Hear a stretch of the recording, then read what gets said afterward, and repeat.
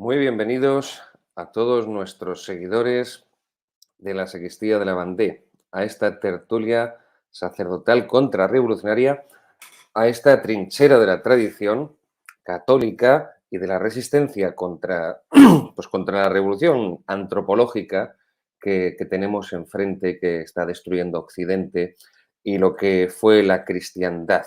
La cristiandad, o lo que queda de cristiandad cultural y religiosa, incluida la cristiandad hispánica. Hoy vamos a dedicar el programa pues a ese... es que no sé qué calificativos utilizar para referirme a ese documento vaticano. Yo hablaría de un documento miserable, de un documento marxista, indigenista marxista, y de un documento elaborado por los funcionarios eclesiásticos que evidentemente carecen de fe católica y que son presa, están completamente imbuidos por la leyenda negra anticatólica y por extensión antiespañola, o si quieren o si lo prefieren a la inversa, antiespañola y por extensión anticatólica. Hoy nos va a acompañar un gran hispanista argentino, un gran amigo, Patricio Lons, un hombre valiente que lleva años dando la batalla por difundir la hispanidad, por defender la hispanidad, por extender el conocimiento de la hispanidad y, por lo tanto, para rebatir toda esa batería de falsedades que constituye la leyenda negra y que tanto lleva influenciando ya no solamente en la historia de Occidente, sino en la propia Iglesia Católica, especialmente a partir del Vaticano II, cuando la Iglesia comienza de una forma mucho más rápida su proceso en el que estamos ya completamente inmersos de protestantización, que es esa rendición a la mentalidad protestante que evidentemente proviene de las naciones pues de matriz protestante. O sea, no hay que sorprenderse de que en el Vaticano II, quien dirige el concilio, quien coloca a sus peritos, a sus teólogos asesores, quien lleva la batuta, son los teólogos alemanes, germanos, comenzando por Karl Rahner, un ser completamente nefasto que ha hecho un daño inmenso a la Iglesia Católica desde entonces. Y eso pues lo estamos viendo en las últimas consecuencias, no solamente ya en ese cisma de hecho que hay en la Iglesia Católica en Alemania, el sínodo alemán, la sinodalidad, sinodalmente sinodal y todas estas payasadas que lo único que esconden es la disolución del dogma católico, de la realidad católica y por lo tanto sobrenatural de lo que es la Iglesia, fundada por Jesucristo y no por hombres. Y evidentemente uno de esas ramificaciones de la protestantización pues es precisamente este documento emanado del Vaticano. Vamos a dar ahora paso a nuestro querido amigo desde Argentina, Patricio Lons, que nos acompañará esta noche, pues para desmontar toda la farsa que ese documento vaticano ha escrito en esas páginas miserables.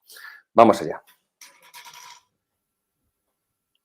Hola, Muy padre. buenas, querido don Patricio. Un honor, un placer, un privilegio tenerle con nosotros.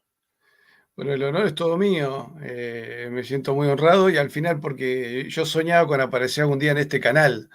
Pensé que me iban a encontrar con varios sacerdotes, ¿no? Para que me echen muchas bendiciones, porque uno necesita ya demasiadas, pero estoy contentísimo con que usted me haya invitado y sobre todo para hablar de un tema que realmente nos dejó pasmados, ¿no? Bueno, reconozco. No quiero poner a usted en un brete dada su condición de sacerdote, pero cuando Nada, vimos salir... total libertad, Patricio, total libertad. Tú aquí estás en casa, di lo que quieras, que nosotros estamos protegidos por el Señor y la Virgen. Perfecto. Bueno, como ve atrás mío, yo siempre tengo estas dos banderas. Una en la Castilla y León, porque fue la primera bandera que llega a América, aunque no le guste a los cardenales, eh, y que simbolizan justamente la unión de dos reinos, lograda gracias a un rey santo, como Fernando III, que tampoco debe ser del agrado de estos cardenales modernistas. Deben mirar a Fernando III y le debe salir así vapor por las orejas, cuernos le deben salir, ¿no? Cuando ven. Hasta había ahí un pseudo teólogo luterano muy conocido en España diciendo que la canonización de Fernando III había sido como un arreglo obligado, que sé yo, que por la propaganda. Perdón, me voy a acomodar esto. Y yo amo mucho a Fernando porque ahí hice parte de mi escuela primaria, el Colegio San Fernando de Hurlingham, un colegio del cual guardo un cariñoso recuerdo. Y la otra, la Cruz de San Andrés, bandera por la cual hace poco a un periodista español, a Pedro Rosillo, lo metieron preso y porque le llevaron como prueba de no sé qué delito la Cruz de San Andrés, pero claro, entonces tendrían que haber llevado puesto a todo el personal del Ejército del Aire de España, porque usan la Cruz de San Andrés en el timón de dirección. De hecho, hoy me puse esta traba que me regaló un coronel del aire en España, en Málaga, y la verdad que lo uso con mucho placer. Y además es bandera oficial del Regimiento número 1 de Infantería Patricios, que es el regimiento que hace custodia de la ciudad de Buenos Aires y que se creó con motivo de las invasiones inglesas a Buenos Aires y a Montevideo, que se dieron entre 1806 y 1807. Buenos Aires es reconquistada con tropas, con el cuerpo de blandengues, que es un nombre también histórico dentro del ejército español, de Montevideo. Pocas veces, el otro día lo hablábamos con Antonio Calabrese, un historiador argentino, y dice, pocas veces reconocido, que fueron nuestros hermanos de Montevideo que vinieron al rescate de Buenos Aires, ¿no? Y a los pocos días de la victoria ya estaban llegando tropas del Paraguay, estaban llegando tropas de la provincia de Córdoba, Córdoba de la Nueva Andalucía, que es el nombre completo de la ciudad de Córdoba acá en la Argentina, y unos 15 días después llegaron de Chile. ¿Sabes por qué no vinieron antes? Bueno, porque la reconquista fue rápida y los viajes eran largos, ¿no es cierto? Si acá que me dicen en España, dicen, no, tal lugar me queda muy lejos, ¿cuánto? 200 kilómetros. Bueno, acá te digo, es un viajecito, 200 kilómetros. A Chile estamos hablando de 1200, 1500 kilómetros, cruzando cordillera, ¿no? Así que hay un cruce cordillerano para llegar acá. Patricia, Entonces, sí. Patricia, antes de seguir, le pido a nuestro realizador si puede poner en pantalla tu página, por si alguno de nuestros seguidores todavía no te conoce, para que pueda conocer, para que pueda descubrir pues toda la labor de difusión, de defensa, de promoción de la hispanidad que viene realizando durante estos años y que realmente pues no sé hasta qué punto puedes ser consciente, Patricio, del inmenso bien que está realizando toda tu labor en defensa de la cristiandad hispánica y todo lo que comporta la cristiandad hispánica. No, no sé si es tan importante, pero bueno, por lo menos trato de cumplir con mi conciencia, ¿no? Esa foto me la saqué en España, creo que estoy estirando el brazo, por eso ve mi mirada ahí tratando de calcular si entraba o no dentro de la pantalla. Estoy con Felipe II, creo. Eso es. Y además muy emocionado de estar junto a un cuadro de semejante monarca, que fue un monarca nuestro. Hay cosas que me enteré en España que me resultaron muy interesantes. Por ejemplo, que Toledo fue capital del imperio. Así que cuando estuve en Toledo, estuve en mi capital también, porque estas tierras fueron parte del imperio. Y Sevilla me sorprendió Me ha gustado mucho, Patricio, me ha gustado mucho. Hace poco ya no sé, porque si te leía o te escuchaba, porque ya como te sigo tanto, ya no sé, entre lo que te leo y lo que te escucho. Y me ha gustado mucho, a propósito de esto que acabas de decir de Toledo, capital del imperio, que decías, refiriéndote a los virreinatos de Hispanoamérica, y decías lo siguiente, nosotros no éramos de España, éramos España. Ah, sí, bueno, eso un día se me escapó en un programa de televisión que me hicieron acá en un canal muy importante, Antonio Laje, un periodista muy conocido, y llegó, acá hay un error para analizar, porque el tema de la discusión era sobre San Martín, ya que el embajador argentino en España, Ramón Puerta, dijo, bueno, algunos dicen que San Martín era español, y acá más de un tonto salió a criticarlo, y, uy, qué bruto que es embajador. No, no, tenía razón, porque cuando San Martín nace en 1778 en Yapeyú, provincia de las Misiones Orientales, hoy sería la actual provincia de Corrientes, límite con Brasil. Esa región era tan España como Murcia, Andalucía, Cataluña, mal que le especie a algunos, Pamplona, mal que le especie a otros, o Madrid. o Santa Fe de Bogotá, o Caracas, o Santiago de Cuba. Era toda España. De hecho, él hace su carrera militar más larga, se forma como militar en España, y el 85% de los combates en los cuales San Martín participó con uniforme español. Juramentado, yo leí el juramento que hacían los oficiales, lo hizo creo que en la época de Carlos III, me parece. Y era un juramento religioso de fidelidad. Un poco aminorado con respecto al anterior que había tenido el ejército español, que era tal vez hasta de un espíritu más medieval, pero seguía siendo un juramento religioso, ¿no es cierto? Con lo cual, bueno, hay todo un tema de discusión teológica sobre digamos, la acción de San Martín respecto a su acción militar luego contra España, ¿no? Que luego él quiere de viejo volver a España, con a Alejandro Aguado, el marqués de las Marismas, que era banquero de Fernando VII, pero le dicen, puede volver sin sus títulos, como un acto de condescendencia de España. Bueno, está bien que vuelva porque han quedado hermanos, el hermano fue fiel, sus hermanos permanecieron fieles a la corona española, algunos no lo quiso hablar más, otros bueno, lo perdonaron, y él dijo, no, yo sin mi título de protector del Perú no entro, ¿no? Y viaja Alejandro Aguado solo, que era competidor de los Rothschild, y Alejandro Aguado muere en el viaje ese. Siempre me quedó una sospecha, ¿no? Pero, ¿qué te iba a decir? Entonces yo dije, no éramos de España. Yo dije, es como que decir que la provincia de Mendoza es de Argentina. No, la provincia de Mendoza es Argentina. La de Tierra del Fuego es Argentina. Las Malvinas son argentinas, ocupadas bajo fuerza de ocupación británica.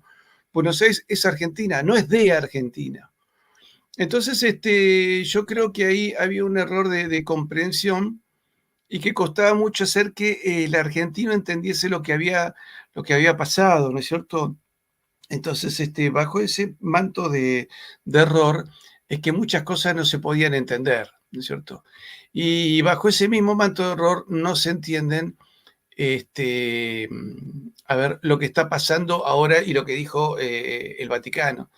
Yo creo que hay que aclarar que la monarquía católica española era un catejón político Un ante momento, el... Patricio. Yo lo quería, antes de que Sí, tú expliques esto, que es sí, interesantísimo para nuestros seguidores que no se hayan enterado de lo que dice en concreto ese documento infame bien. de los funcionarios eclesiásticos de Vaticano, porque es que no tiene otra calificación más que la de infame.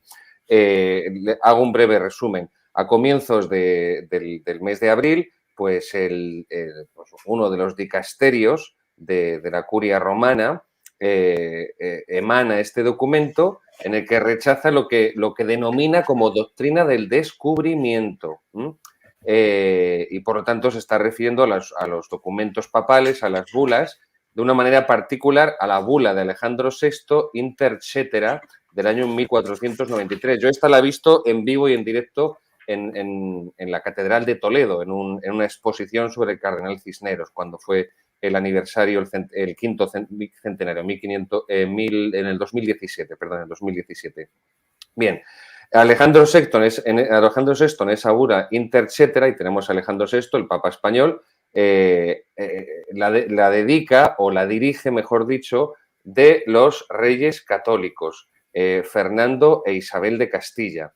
En ese documento, el Papa, como máxima autoridad de la cristiandad, lo que hace es imponer a la monarquía católica, todavía no les había otorgado el Papa el título de católicos a los reyes, pero bueno, a los reyes de Castilla y de Aragón, la tarea, la obligación grave, la misión de evangelizar esas tierras recién descubiertas.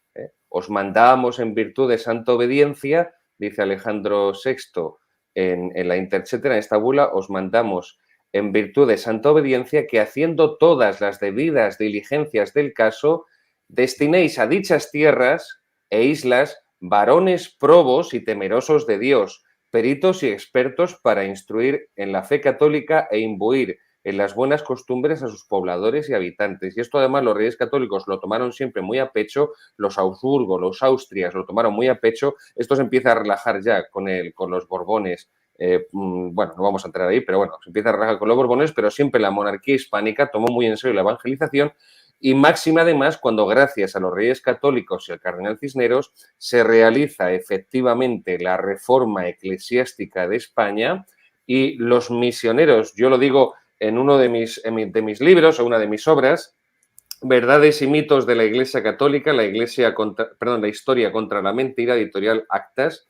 Verdades y mitos de la Iglesia Católica, la historia contra la mentira, editorial Actas. Es otro tocho de 650 páginas. Ya saben que no soy capaz de escribir menos, pero se lee muy bien, ¿eh? No es pesado, no es. Y ahí hablo como los misioneros que van son religiosos y que son la élite. Son la élite, ahí tenemos, Verdades y mitos de la Iglesia Católica. La verdad es que nuestro realizador es un máquina, es el mejor.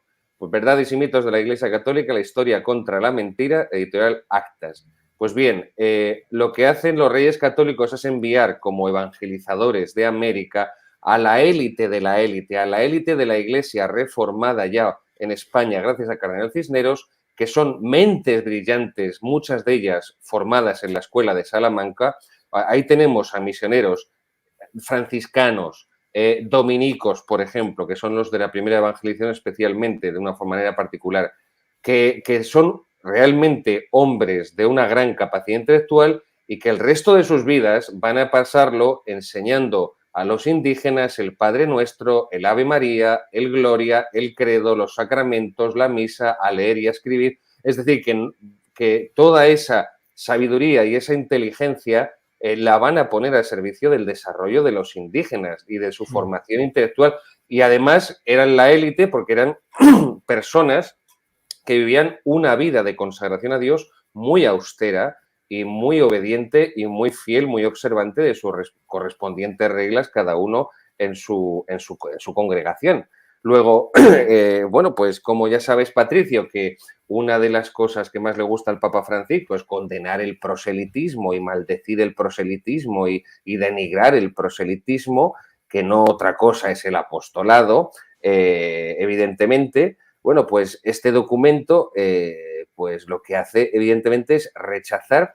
Lo que pasa es que aquí, Patricio, hay una equivocación que una de dos, o los funcionarios eclesiásticos del Vaticano que han hecho este documento o son muy ignorantes o realmente son muy malos, porque esa doctrina del descubrimiento que dicen condenar, que dicen rechazar, en realidad es una jurisprudencia, son una serie de medidas de jurisprudencia de América del Norte, de la América protestante, que han sido elaboradas en el siglo XIX con el fin de justificar con una teoría jurídica la expropiación de tierras de los indígenas del norte del continente americano por parte de los colonos europeos que están desembarcando en Estados Unidos.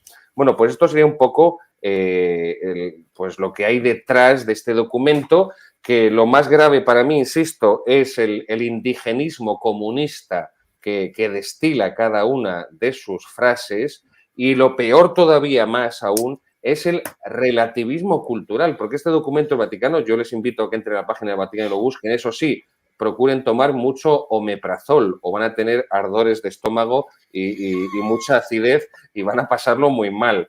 Pero si se atreven a leer este documento para que vean que no estoy exagerando, ¿no? Estas son cosas del padre Zarraute, que es muy vehemente, que es muy exagerado, pero no.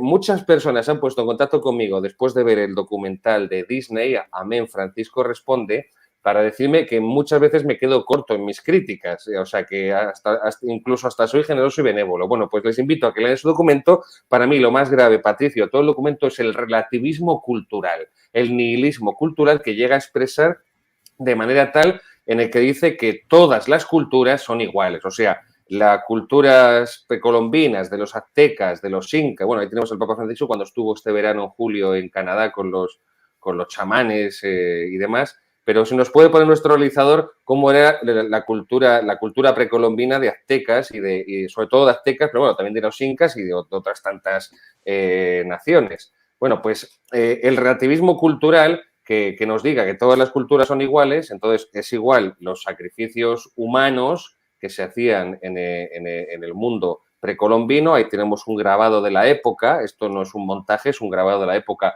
Hay muchos, cualquiera de nuestros seguidores en internet puede encontrarlos. Ahí tenemos cómo se le abre el pecho a la víctima, cómo se le saca el corazón por parte del chamán, del nigromante. Cómo ¿no es ecumenismo eso? Es más comunismo que ecumenismo, pero no, también. ecumenismo, claro, porque tenía que, ya que hablan, yo te digo más que indigenismo marxista, ya te diría que es indigenismo globalista, esto ya ha entrado, digamos, han usado el marxismo como uno de los elementos de prueba de dominio, pero el globalismo como que supera en sometimiento de los pueblos al marxismo, ¿no? Porque el nuevo marxismo, la nueva dominación es esta, ¿no? Las redes sociales te controlan peor que el diario Pravda de Moscú o la agencia TASS. Hay cosas que se están haciendo en Occidente que yo creo que Stalin y Pol Pot mirarían y hubieran dicho, pues nosotros éramos unos moderados, la verdad. Porque así como ellos hacían ingeniería social, viste que pasaban población de un lado para el otro, acá se tuvo encerrada la población mundial 2 años y había premios Nobel de Medicina que decían, no es cierto lo que están diciendo, nada. Y ahora están borrando las pruebas. Vos sabés que en Argentina están borrando todas las pruebas de aquellos que se inyectaron, ¿no? Para que no queden... Claro, después cuando alguien se muera, nadie pueda hacer demanda, ¿no? Está bien. Disculpe que lo corté, pero cuando No, vi sigue, eso, sigue. no, cuando me hablan de diálogo, ¿viste? Y vos podés dialogar hasta determinado punto, ¿no?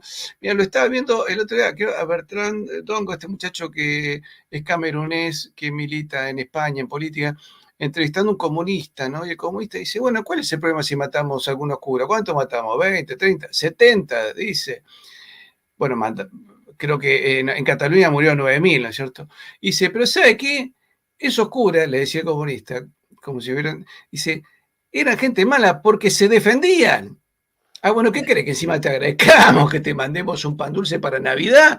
Dice, yo escuchaba eso y digo, pucha, pobre España, cuando veo que hay gente con la cual no puedes dialogar. Yo creo que puedes dialogar, mira, a pesar de que no hay ningún secreto que yo soy católico, practicante tradicionalista, tengo un montón de amigos en distintas líneas ideológicas o incluso en otras religiones y puedo hablar con ellos, pero les puedo hablar siempre que haya buena fe. Yo tengo un gran aprecio a Gustavo Bueno Hijo, que es aquí, al padre no pude conocerlo, ¿no? Y más de uno, y otros porque charlo con los descendientes, los herederos políticos ahora me acordaba de un politólogo que falleció hace poco. Bueno, en realidad puedo dialogar con cualquiera, pero que no me mientan en la cara, ¿viste? Pero mira cómo dialogaban, Claro, Patricio. esto es lo tipo... Esto es la cultura que el documento Vaticano equipara a la cultura europea, a la cultura hispánica en concreto, que lleva, como tú también dices. Claro, esto fue equivalente a... Porque, a ver, esto será como una suerte... Pues esto es equivalente, según el documento Vaticano, Patricio, a la filosofía griega, al derecho romano y a la revelación bíblica que llevan los españoles a América. Yo pienso, puedo entender que los espartanos eran medio duros en la formación de sus hijos, pero en el fondo era porque Esparta necesitaba crear un pueblo fuerte, pero para entrenar a sus hijos en esa fortaleza del cuerpo, no los masacraban, ¿no es cierto? Los hacían fuertes, ¿no es cierto? Yo puedo entender que en la roca Tarpeya, bueno, se tiraban los chicos que eran defectuosos. Hay que entenderlo también en las condiciones de la época, ¿no es cierto? Era una sociedad que tal vez no podía sostener a un chico defectuoso. Entonces, y porque no existía la caridad. Es decir, el cambio copernicano que da Cristo, es medio un oxímoron hablar del cambio copernicano de Cristo, porque Copérnico viene siglos después, pero tal vez sirva de forma figurada, ¿no? Es que aparece la caridad, ¿no es cierto? Hay esto un obispo católico, Marcelo Lefebvre, que había puesto su lema, decía credimus caritati, ¿no? Creemos en la caridad. Y eso no existía en América. Y no existía en la Europa precristiana. Porque cuando me dicen, no, porque los europeos nos impusieron su religión. Pero perdóname, a los europeos se les impusieron que de Tierra Santa. ¿Qué vino? El ejército de Israel a imponerles el cristianismo a los europeos. Entonces yo te decía, no, pero como yo tengo mezcla, por ejemplo, de varios países, entonces, parte de mi apellido es francés, entonces diría, no, nosotros teníamos el druidismo, pero también tengo algo de sangre alemana, y nosotros lo teníamos a Odín y a Wotan, y me vienen a imponer a Cristo. Y ¡Qué las horror! Y me valquirias quejo.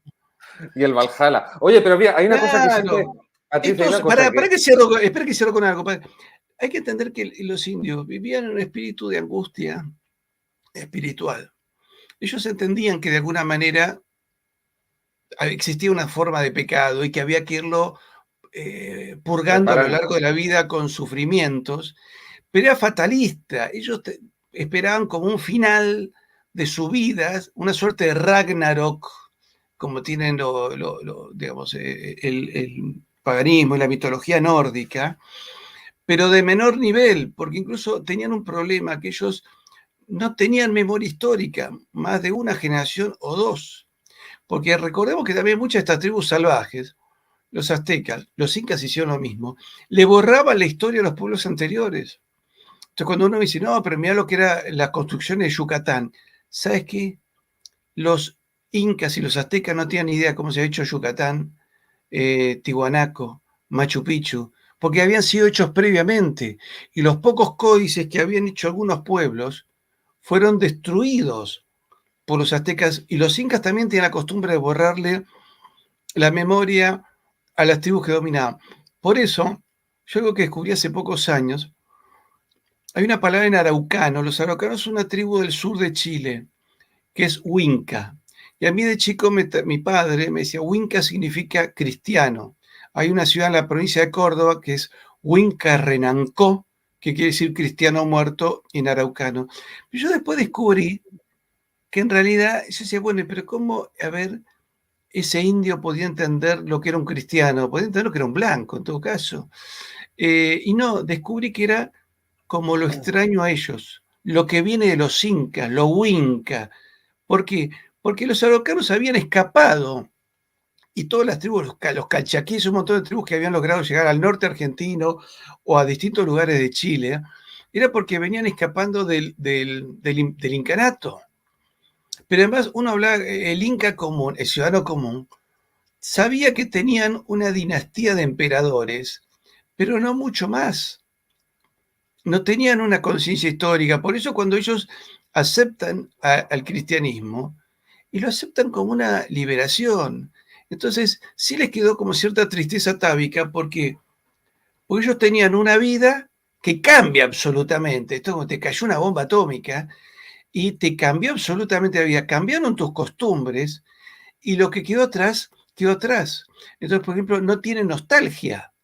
El indio, no, porque no había nada para añorar. A ver, recordemos que el animal de tiro para el Inca, o sea, para que no entienda lo que es un animal de tiro, es un animal que tira un carro, ¿no es cierto? Un buey, un caballo. El animal de tiro era la mujer. Y no conocían la rueda, no es que decían, bueno, cargamos un carro con cosas y hay 8 mujeres que tiran para adelante, 4 atrás que empujan y eso aliviaría un poco. No, no, eran ellos, eran ellas el transporte, ¿no? Así cuando veo, enganché justo un programita político español de 2 chicas de la izquierda española, una izquierda muy vetusta, yo creo que hasta Julio Anguita las hubiera echado a la casa, por burras. Decían, ¡ay! Llegaron, ellos ya tenían su región y cambiaron los nombres, le pusieron Nueva León, Nueva Andalucía, Nueva Granada. Escuchame, vos en América, viviendo con los incas, no hubieras soportado un día porque te hubieran hecho trabajar hasta morirte. Y además si te escuchaban decir idioteces, como si no, para que hoy me autopercibo varón, y el Inca te hubiera molido a palos, te hubiera dicho vos que vas a percibirte varón. No, y me autopercibo el Inca, 2 veces te hubieran apaleado ya. Y te Ahí, hubieran hecho trabajar a destajo. ahí tenemos Entonces, ese grabado, Patricio, en el que muestra cómo después de los ah, sacrificios humanos el pozole. exactamente se pasaba a la antropofagia, que era algo también que estaba realmente, sobre todo en el imperio azteca, evidentemente, pero recorría toda la geografía de lo que después ha sido Iberoamérica. Hay 2 cosas, Patricio, que a mí siempre me llaman mucho la atención. Primero, como tú bien sabes, Bartolomé de las Casas, uno de los principales exponentes de la leyenda negra, escribe la brevísima relación de la destrucción de las Indias y que es una obra absolutamente alucinada. Yo a todos los que dicen que España cometió un genocidio, o las Españas cometieron un genocidio en tierras americanas, les invito a que lean el texto de Las Casas, porque ellos solitos se van a dar cuenta de que es de todo menos un texto histórico que recoja cualquier dato histórico, que nunca además él apunta a sus fuentes. Pero bueno, a lo que voy, Patricio.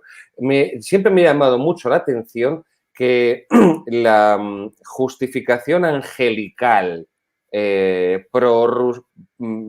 prorusoniana o mejor dicho, ahí está, la protorrusiana que hace Bartolomé de las Casas, un hombre realmente paranoico, como decía su biógrafo Ramón Menéndez Pidal, no estamos hablando de ningún tradicionalista, Ramón Menéndez Pidal, un hombre que venía de la izquierda, pues ahí sí que tenía problemas, creo, no me lo recuerdo bien, pero creo que Menéndez Pidal que dice que tenía un problema patológico, psicológico este hombre. Sí, se daba, aspiraba de la buena, como dicen acá los chicos cuando hablan de droga, aspiraba de la buena. pues no creo, a ver, porque estas cosas tenían siempre algún viso de verdad, ¿no es cierto? Uno tiene el Sermón de Adviento de Montesinos de 1511, donde le reprocha, apenas 19 años que habían llegado, a algunos españoles la conducta. Pero también hay que entender un par de cosas. Uno, primero, en respuesta al documento del Vaticano, me gustaría un documento tan firme condenando, por ejemplo, la muerte de los niños por nacer de dos grandes amigos del Vaticano como son Barack Obama y Joseph Biden, ¿no? ¿Cierto? Que no he visto una declaración diciendo, muchachos, son dos asesinos, ¿no? No, son bien recibidos. Nancy Pelosi, otra también, que quieren abortar hasta los chicos que nacieron, los que no nacieron, los que van a nacer. ¿No es cierto? Se habla del aborto postnatal, nacimiento. No, el malo era el otro presidente que era pro vida, ese sí, era mal visto, ese era un bueno, pero recordemos que cuando para el segundo viaje de Colón le dice a la reina, bueno, vamos a llevar a 1.500 hombres, porque dejé 39 hombres. 39 hombres que eran, porque te acordás que a él pierde una de las 3 naves, la Santa María, entonces con eso se un fuerte, y se quedan 39 marineros que eran justamente judíos, y le dicen a Colón, mire, como nos echaron de España, nos quedamos acá no va a pasar nada. Bueno, cuando él vuelve, se encuentra con los 39 marineros judíos asesinados, porque habían querido abusar de las Indias, ¿no es cierto? Esto me lo confirmó incluso historiadores judíos. Cuando yo llegué, che, esto lo puedo decir. Sí, es cierto, me dice. Pero, ¿qué le dice Colón a Isabel? Pero también, Patricio, pero también, Patricio, porque como los indios comprendían que para cerrar cualquier trato o acuerdo, uno de los presentes que intercambiaban y que regalaban eran las mujeres que estaban rebajadas a la categoría de objetos para cerrar acuerdos.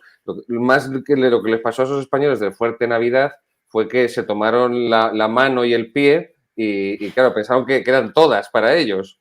Ahí tenemos esta gran obra de recordemos que los indios taínos eran indios que luchaban y morían por defender a su familia de los indios caribes, así que posiblemente ellos tenían un respeto por la mujer distinto. Cuando no podían ya defenderlas, las cargaban en canoas con un pan de yuca y las mandaban al mar, que algunas atravesando el mar de los sargazos donde podían purificar el agua de mar, a veces llegan a las Canarias, los encontraban los marinos españoles y los rescataban, que no sabían de dónde venían, ni ellos sabían, ni podían decir de dónde. Si llegaban a las Azores y los agarraron los portugueses los vendían como esclavos, aclaro. Pero bueno, pero lo interesante es que cuando él dice, queremos llevar mujeres, Isabel le dice, pero lleva a sus esposas, ¿por qué no van hombres? Instalan una construcción, cierta comodidad y después... Y claro, se da cuenta, Fernando el Católico se da cuenta que no iban a llevar esposas. Y cuando la reina dice, ¿cómo van a llevar mancebas? Y la reina monta en cólera. Y a mí no me hubiera gustado tenerla enojada enfrente. Y le dice, si usted va a llevar una civilización a un pueblo salvaje y no va a llevar lo mejor de su civilización y no va a poder contener sus pasiones, usted no le va a poder llevar nada. Esa gente no va a aprender nada de usted y usted va a fracasar en su empresa. Y ahí Colón se da cuenta que este era un hombre ambivalente, porque un hombre a veces es excesivamente pragmático y en otras veces era muy católico, ¿no es cierto? Entonces depende qué parte de su cabeza dominaba, razonaba mejor. Claro, Colón se da cuenta, es cierto, llevo mujeres de mala vida y eso va a ser una fiesta de orgía y va a ser un desorden. Entonces dice, tiene razón, llevaremos en nuestro recuerdo y en nuestra mente solamente el retrato de su majestad, que debe haber sido como decir un piropo a la reina, ¿no es cierto? Llevaré en mi mente el recuerdo de su majestad. Es lo máximo que me atrevería a decirle yo a las actuales Sofía o Leticia, ¿no es cierto? Ya hasta me daría un poquito de vergüenza. O sea, y entonces llevó la orden de los mínimos, frailes muy, muy humildes. Y eso caló bien en el indígena. Recordemos que Fray Toribio de Benavente, creo que era, ¿no? Cuando Motolinía. los motolinía, los indios le dicen motolinía, que quiere decir pobre, porque vestía un sayar muy pobre, pero veía que los soldados con petos de metal brillantes y con armas se arrodillaban delante de este hombre. Entonces digo, este debe ser más poderoso. Y bueno, este hombre, Motolinía, era un místico, ¿no es cierto? Yo digo, tenía el WhatsApp de Dios, porque claro, entonces el indio entendió eso, digo, este tiene la justa, este tiene la verdad. Y Motolinía hizo muchísimo por esos pueblos. Realmente trabajó para sacarlo de la barbarie, porque además, recordemos que España le aporta a los pueblos de América el 90% de la dieta cárnica y cerealera. Y por supuesto que América le aportó la papa, el tabaco y el chocolate, ¿no es cierto? Así que la papa salvó de hambrunas a los irlandeses católicos, es más de un pueblo de Europa. Después, bueno, los diabéticos y los que Salvo, tengan salvo, la tabacal Patricia, le podrán echar la culpa a los pueblos de América. Pero Patricia, perdona, querían tanto. la patata salvó a los irlandeses de la hambruna a la que le sometieron los protestantes ingleses, Claro, sí, 1846. sí. Sí, concretamente, ¿no es cierto? ¿En qué año fue? Recuérdeme, padre. 1846. Sí. Y de hecho, cuando muere, los indios querían que el cadáver de Motolinía quedase en América, porque lo amaban. Y, y yo creo que lo mejor de esos hombres fueron los que ganaron el alma de decir, estaba viendo una discusión entre unos historiadores y plantean la diferencia entre la conquista protestante y la conquista católica. Y me decían, bueno, tiene que ver con la religión. No, sí, tiene que ver con la religión. Yo me acuerdo que de chico iba a un colegio donde había unas monjitas que nos enseñaban el catecismo. Y éramos chiquititos, de 6 años, éramos la piel de Judas, pero venía la monja, la adorábamos, y creo que si alguien le hubiese molestado a la monja, lo hubiéramos agarrado mordiscones, hubiéramos sido 30 chicos cayendo arriba de quien porque la queríamos muchísimo. De hecho, yo la fui a visitar yo ya grande, y la monja se emocionaba cuando veía que un exalumno la venía a ver, que todavía se acordaba. Y Motolinía se ganó el alma. Y ellos veían que la fe venía unida a mejoras incluso materiales. Primero había una mejoría espiritual muy grande, ¿no? Salir de esa angustia espiritual, como yo decía, la gente esperaba ese fatalismo que tenía el indígena, a una religión redentora, donde ya no tengo que entregar a mi hija para algún ritual idiota, donde los aztecas creían que si no sacrificaban una doncella no iba a salir el sol, ¿no es cierto? Y cuando los aztecas pierden, hay una discusión con Cortés y dice, pero tenemos que sacrificar mañana a una chica, porque no va a salir el sol mañana, decía. Cortés, quédate tranquilo que va a salir el sol. Y claro, cuando salió el sol se les cayó la dogmática pagana por el suelo, ¿no es cierto? Y entonces, y además descubren una religión donde Dios camina con los apóstoles. O sea, uno no logra entenderlo, pero San Pedro, San Juan, Tadeo, Marcos, conversaban con Dios. ¿Se imagina? Sería fantástico. Padre Gabriel, ahora entra, le mandamos el enlace de streamer, ahora va a hablar Dios junto con nosotros. Esta gente hablaba con Dios directamente, comían con él, comían con su madre. y descubren que es una religión que tiene un Dios que tiene mamá. Entonces la India dice, ya no soy más animal de tiro. No, ¿cómo va a ser animal de tiro? Y no tengo que entregar a mi hija, a la que yo había criado y amado, porque no tenían sentido de tradición, eran pueblos ahistóricos porque no tenían grafía, no tenían escritura, pero el sentimiento de madre lo tenían. Y descubren que ya no tienen que entregar más, que es Cristo que se sacrifica. Y se llega tanto ese Dios que se sacrifica por nosotros. Entonces, dijeron, no solo nos vas a hacer animal de tiro, sino que te traemos bueyes, caballos y la rueda, y van a poder transportarlo de un lugar a otro. Y van a poder pensar, y lo que piensen, les vamos a enseñar una gramática. Es decir, una de las herramientas extraordinarias que desarrolla España se le debe, usted lo nombró al canal Cisneros, ¿no? que yo lo admiro mucho a Cisneros, como antes San Isidoro de Sevilla, pero el otro es el 17 de agosto de 1492, año glorioso, por muchos motivos. Antonio Nebrija le presenta la gramática castellana. Y la reina, que era una mujer cultísima, pero no sabía lo que era una herramienta nueva del pensamiento, porque en España se hablaba una suerte de latín mezclado o mal hablado. Entonces le dice, esta es el arma más poderosa a los pies de su majestad. Cuando ella comprende el valor de eso se traslada a América, y después de la gramática castellana, creo que la primera gramática que aparece en el mundo es la náhuatl, y la tercera creo que la quechua, y recién después aparecen la alemana, la francesa y la inglesa. Pero incluso aparte del trabajo gramatical alemán, ya estamos hablando siglo XIX con los hermanos Grimm, aquellos cuentistas famosos, ¿no? que recopilaban relatos infantiles. Pero son gramáticas anteriores a las gramáticas europeas.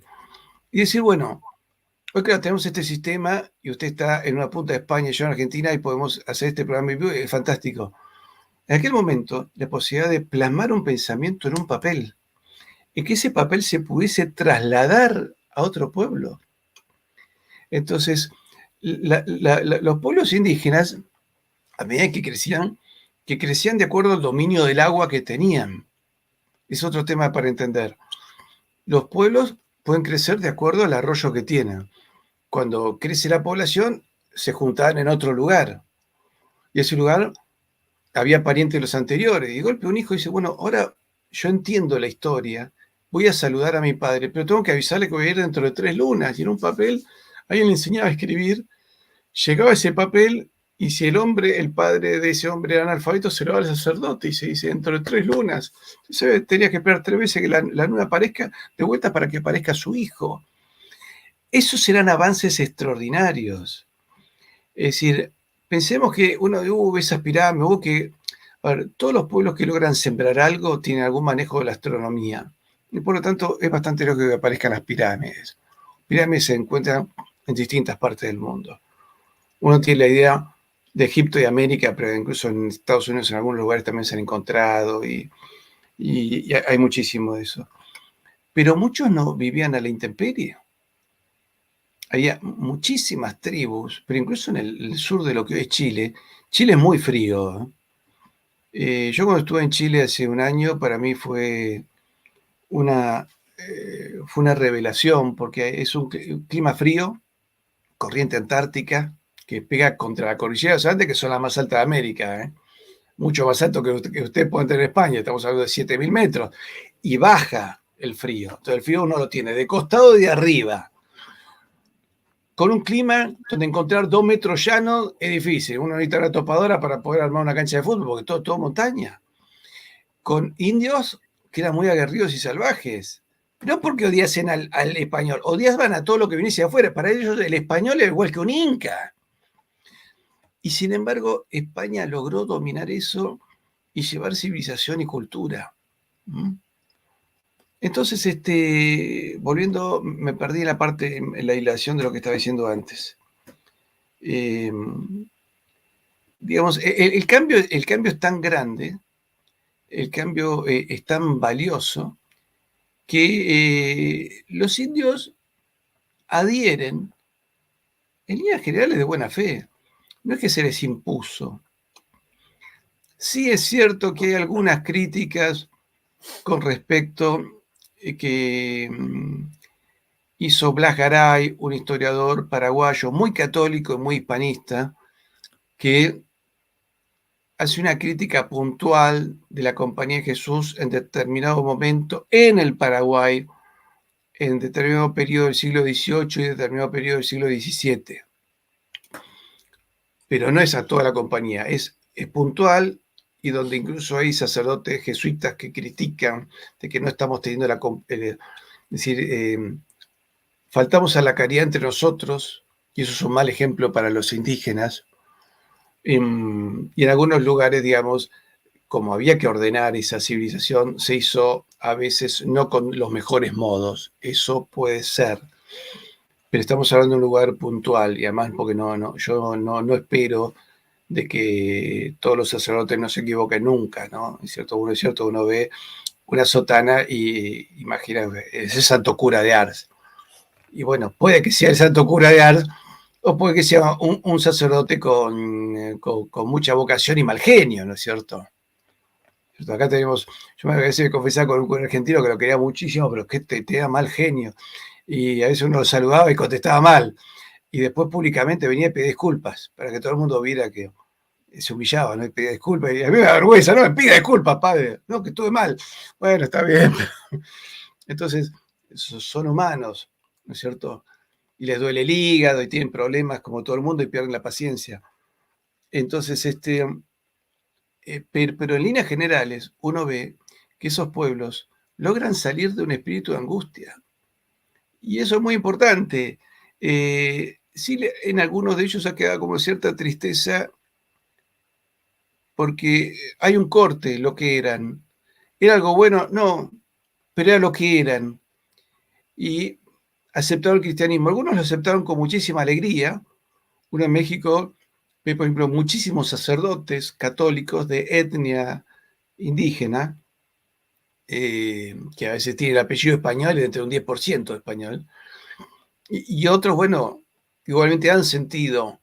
Hay un ethos unido a la tierra, no al telos, que genera, bueno, ¿cierto? Los griegos hablan ethos, telos y patos, ¿no? Esa empatía que genera cierto amor que a veces se vuelve medio pagano, y entonces, bueno, a veces había cierto dolor por la pérdida, pero no se añoraba, no había nostalgia de eso. Que uno va a sentir nostalgia. Ahora, no, ahora me acuerdo que en un momento me corté. Esos indios que vivían a la intemperie, piense que algunos no habían llegado al nivel de construcción, es un poco simpático lo que voy a decir, pero a nivel de construcción de un hornero. Pero el hornero hace un nido que es como una casita, ¿no es cierto? Y se mete adentro para guarecerse. Algunos no habían logrado la idea de un techo, pero había indios que hasta en el siglo XIX en Bolivia tenían la costumbre de dormir en las calles, porque no se había logrado, es decir, la independencia de América fue prematura. Para que los pueblos de América hubiesen tenido éxito, porque no hemos tenido éxito, llevamos 2 siglos siendo irrelevantes en el Concierto Mundial de las Naciones, hubiésemos necesitado por lo menos un siglo más de España. Si la independencia de América se hubiese hecho a partir de 1910, 1920, 1930, en forma organizada con España y creando no más de 3 países, ¿cierto? Un México grande que no hubiese perdido sus fronteras, llegaría hasta el Mississippi y tal vez hasta Oregon. En una gran Colombia con parte de Centroamérica, las Antillas hubiesen quedado junto a España, y posiblemente España hubiese recuperado la unión con Portugal en algún momento, y seríamos 4 países poderosos y aliados, ¿no es cierto? Con 3 reyes en América y un emperador español que sería como cierto un primus inter pares, una cosa así, y tal vez hasta tendríamos fuerzas armadas en común, tal vez hasta una moneda en común y una política exterior en común, ¿no es cierto? Le tocan a uno, alguien toca pito y salían todos en su defensa. Que eso incluso hasta ha quedado un remanente, ¿no es cierto? Yo me acuerdo en la guerra de Malvinas, a mí me sorprendía, yo tenía 21 años y veía que Guatemala quería venir a pelear con un ejército de alta montaña. Los cubanos tenían 6.000 hombres que habían sido entrenados en Siberia, querían venir a pelear. El gobierno nuestro teóricamente era anticomunista, ¿no? Aunque era un gobierno militar con excelentes relaciones con la Unión Soviética, pero bueno, de palabra era anticomunista. Y Fidel Castro que iba a venir con tropas, ¿no? Y Venezuela que iba a venir con todas sus fuerzas armadas. Y los peruanos mandaron un escuadrón de combate de cazas Mirage. Y a los paraguayos, cuando los ingleses le piden traductores del guaraní, porque en un momento nuestras Fuerzas Armadas tomaban soldados de la provincia de Corrientes que hablan guaraní, los ponían 2 puntas porque a veces no había tiempo de codificar. Entonces, mándense el mensaje en guaraní, luego se traducía, y los ingleses detectaron esa lengua, le piden al Paraguay traductores a cambio de modernizarle la fuerza del Paraguay. Paraguay dijo no, y había miles de voluntarios paraguayos, bolivianos que querían venir a pelear con nosotros, de brasileños incluso, ¿no? Yo digo, ¿qué pasó acá? ¿Qué es este remanente que queda? Digo, nuestra civilización es más fuerte. Y ahí vino, después de la guerra de Malvinas, el gran ataque de la leyenda negra, porque yo no tuve una educación de leyenda negra cuando era chico. A mí me enseñaban que mi patria era Argentina y que los pueblos criollos le habían hecho la guerra a los realistas. Nunca aparecía la palabra españoles. Jamás me dijeron que había habido, que además es absurdo, sí, que una guerra entre Argentina y España, porque acá toca ser las Provincias Unidas de Sudamérica, y porque, es más, había oficiales americanos y revolucionarios que se seguían llamando a sí mismos españoles, ¿no? Belgrano se seguía llamando español en plena guerra ya de independencia. Así mismo se decía español. Los chilenos, después de independencia, se seguían llamando españoles y, bueno, O'Higgins dice, no, pero ya no somos más españoles. ¿Cómo que no? Y porque rompimos con España. Bueno, sí, rompimos con España, pero somos españoles de otro lado, españoles peleados.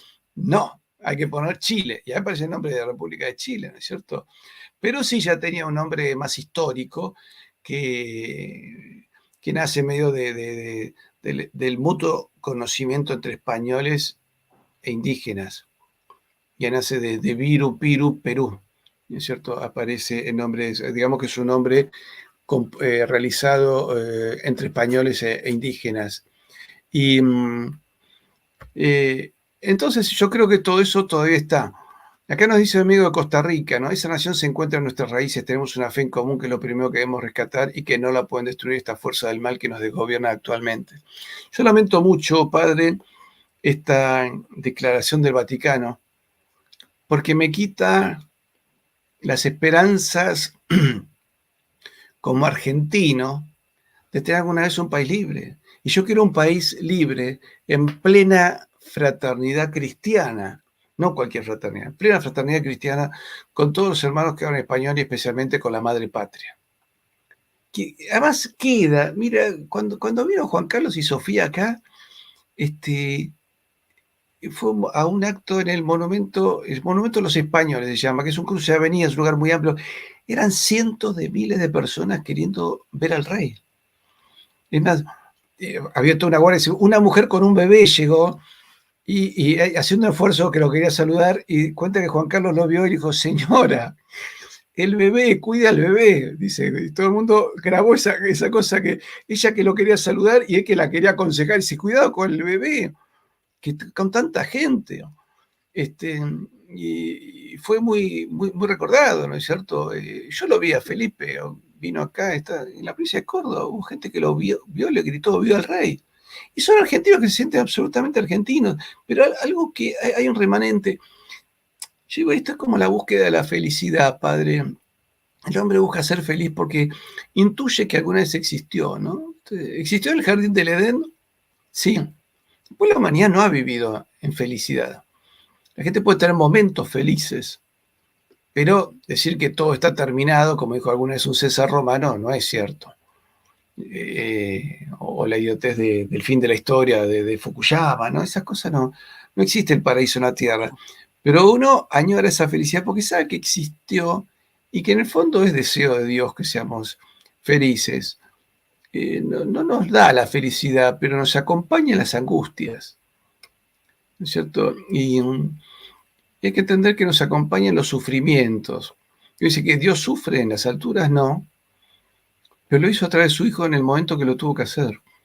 Era un sufrimiento que hasta clínica o médicamente o forensemente es indescriptible el dolor de Cristo en la cruz. Entonces Él esa angustia la sufrió con nosotros. Entonces, yo creo que tenemos que entender que esto tuvo sus blancos, sus grises, sus oscuridades, como toda empresa humana, pero lo que dijo el Vaticano a mí me duele mucho, porque me está negando, como argentino, mi legado español. Y yo hablo Pero, español, yo hablo la lengua de Cervantes, de Góngora, de Quevedo, de tipos que eran, a ver, que eran geniales. Es decir, el derecho de Indias hasta fue derecho supletorio hasta no hace muchos años. Se está volviendo a enseñar en las universidades argentinas y los alumnos que la tienen como materia de estas optativas, cuando apenas la conocen, se fanatizan y son cursos que se llenan de alumnos de un derecho que ya no es aplicable. Dice que te ordena la inteligencia. Me dice un ex alumno del curso del doctor Gabriel Roca Mones Ruiz, que enseña Derecho de Indias en la Universidad de Buenos Aires y en la Universidad Católica Argentina. Me dice, señor, me ordenó la cabeza entender lo que había hecho el derecho español. Y me niega a mí como argentino el poder leer a la República de Platón o entender ya el pensamiento teológico de Parménides. Entonces, ¿qué derecho tienen estos dos cardenales eh, muy preocupados por la ideología de la bandera multicolor y esas cosas? ¿Cuándo se van a preocupar por mis derechos? pero Yo creo que Patricio, no creen en Dios. ahí está, ahí voy. Yo creo que pasa por ahí. La pregunta que te dirijo, pero ¿por qué crees que hacen este documento? Y a lo que antes me refiero, me remonto a lo que antes decía, que son coincidencias que me resultan muy llamativas. Antes hemos visto, y lo he puesto en nuestro realizador, la brevísima relación de la destrucción de las Indias de Bartolomé de las Casas. Ahí Bartolomé de las Casas equipara en esa justificación angelical del indio, equipara los sacrificios humanos con la misa. Porque claro, como la misa católica, claro, es que esto hoy en día, como la propia Iglesia ha dejado de enseñar que la misa es un sacrificio, el santo sacrificio de la misa, están persiguiendo la misa tradicional mientras han impuesto la conversión de la misa nueva en el circo de Manolita Cheno de Teresa Raval, pues claro, y Motolinía, que es uno de los que critica a Fray Bartolomé de las Casas en las cartas que escribe el emperador Carlos V. Claro. Claro, una de las cosas que dice, vamos a ver, el sacrificio de Isaac, que con el que Bartolomé de las Casas pretende justificar los sacrificios de los indígenas, no hay una consumación, porque lo impide Yahvé, pero es que estos tíos están sacrificando a miles de personas. Punto primero. Y punto segundo, evidentemente no me puedes, creo que es propio de una persona como antes apuntábamos y que señaló muy bien su biógrafo Ramón Menéndez Pidal, una persona que ha perdido la noción de la realidad, que vive en un mundo onírico, es decir, que está paranoico, el pretender justificar esas miles de sacrificios humanos con el corazón del catolicismo, que es la Santa Misa. Eso me llama, por un lado, mucho la atención porque en el fondo, Patricio, lo que está haciendo Bartolomé de las Casas es un ejercicio de relativismo cultural en el que pone al mismo nivel la cultura de la cristiandad y la cultura de esos pueblos precolombinos, que es precisamente lo que está haciendo este documento 500 años después, después de que, como mira, nos ha puesto ante nuestro realizador esas noticias de cráneos que los arqueólogos siguen descubriendo de los sacrificios humanos. Constantemente aparecen esas cosas, ¿eh? Ahí Constantemente tenemos. aparece. La Vanguardia, nada sospechoso de tradicionalismo, este periódico. Y otra cuestión, Patricio, que esto siempre me ha impresionado, y es lo que tú antes narrabas de Motolinía, que lo cuenta Bernal Díaz del Castillo en su historia verdadera de la conquista de la Nueva España. Bernal Díaz del Castillo, para nuestros seguidores que no lo sepan, era pues uno de los soldados de Cortés, y ahí cuenta este episodio de cuando besan y se arrodillan los militares, los conquistadores, cuando llegan los 12 apóstoles, los 12 primeros franciscanos que pide Cortés. Pero me llama la atención de que todos los sacrificios humanos que ven los conquistadores cuando llegan, toda esa carnicería, les deja impresionadísimos. Pero Patricio, a mí lo que me sorprende es que esos conquistadores, esos tíos, más de la mitad, casi todos, habían luchado en los tercios.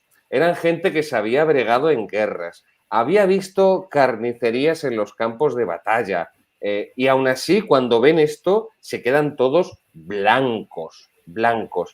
Claro, y por eso era la pregunta que quería dirigirte. ¿Por qué el Vaticano está perdiendo el tiempo, confundiendo, descafeinando la fe, pretendiendo hacer revisionismo histórico cuando tenemos, pues tú hablabas, ¿no? Pues de esos proabortistas que son tan queridos y tan recibidos en este Vaticano? No entiendo por qué.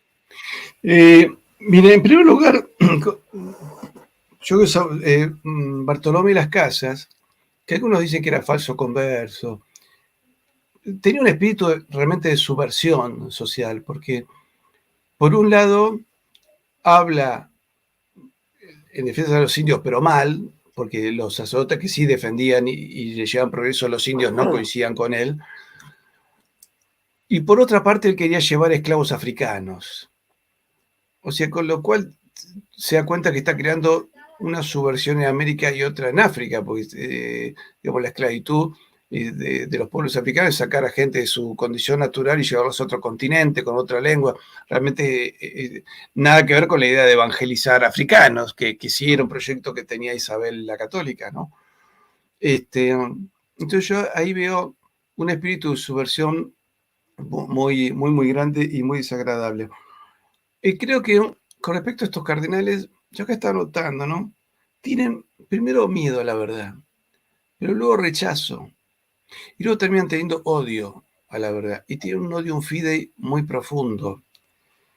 Todo lo contrario a lo que debía tener un buen cristiano, ¿no? Ricardo Iorio, que es un músico argentino, un día dijo en el canal TLV1, dijo, acá anoté, el saber la verdad te quita el miedo a la muerte. Y es cierto lo que dice Ricardo Iorio. El saber la verdad te quita el miedo a la muerte. De ahí que cuando las aguas empiezan a separar, el que está en el error va profundizando el error. ¿Cierto? Yo creo que Chesterton hablaba, dice, el hombre que dice, no, la fe contra la razón está en permanente duda y esa duda no lo lleva a ningún lado, termina profundizando la duda en un infierno descendente que lo lleva a la nada, porque no es que por medio de la razón llega a decir, bueno, no, realmente Dios no existe por tal cosa. No, no llega ni siquiera a eso. Entonces rechaza a Dios por un espíritu de duda y cree que esa duda es un acto de razón. Y la duda no es necesariamente un acto de razón. A veces sí, si uno tiene un trabajo metodológico de investigación. Pero a veces que es cuando simplemente la soberbia del hombre, ese non serviam, no, yo no voy a reconocer a nadie, no tengo creador, no tengo nada, no tengo padre, no tengo abuelo, no tengo tradición. Con lo cual yo diría que si no tengo Dios, tampoco tu abuelo ni padre, porque de alguna manera tiene que haber habido un primer hombre, ¿no es cierto? Entonces, si no tengo Dios, no tengo abuelo, no tengo padre, no tengo razón tampoco. Entonces, yo creo que acá hay algo perverso en las almas de esta gente. Además, sabemos muy bien, por distintas investigaciones, que por lo menos desde 1860 la iglesia ha sido infiltrada por gente que ha ingresado a los seminarios con el afán de destruirla, ¿no es cierto? Ya lo vemos cuando es elegido el cardenal Sarto, luego convertido en Pío X, luego canonizado. El que iban a elegir era el cardenal Rampolla, muy sospechado de masón, aunque ahora ha salido un trabajo diciendo no, que en realidad no lo era, en fin. Pero si no lo era, caminaba por la cornisa. Hay gente que claro, sí, no, a veces no era. No, pero era amigo de determinada línea de pensamiento. Entonces, a veces hay gente que no necesariamente pertenece a una logia, pero termina pensando como ellos, ¿no es cierto? Es la discusión que yo tengo con el tema de la revolución en América. No, fulano no estaba en una logia.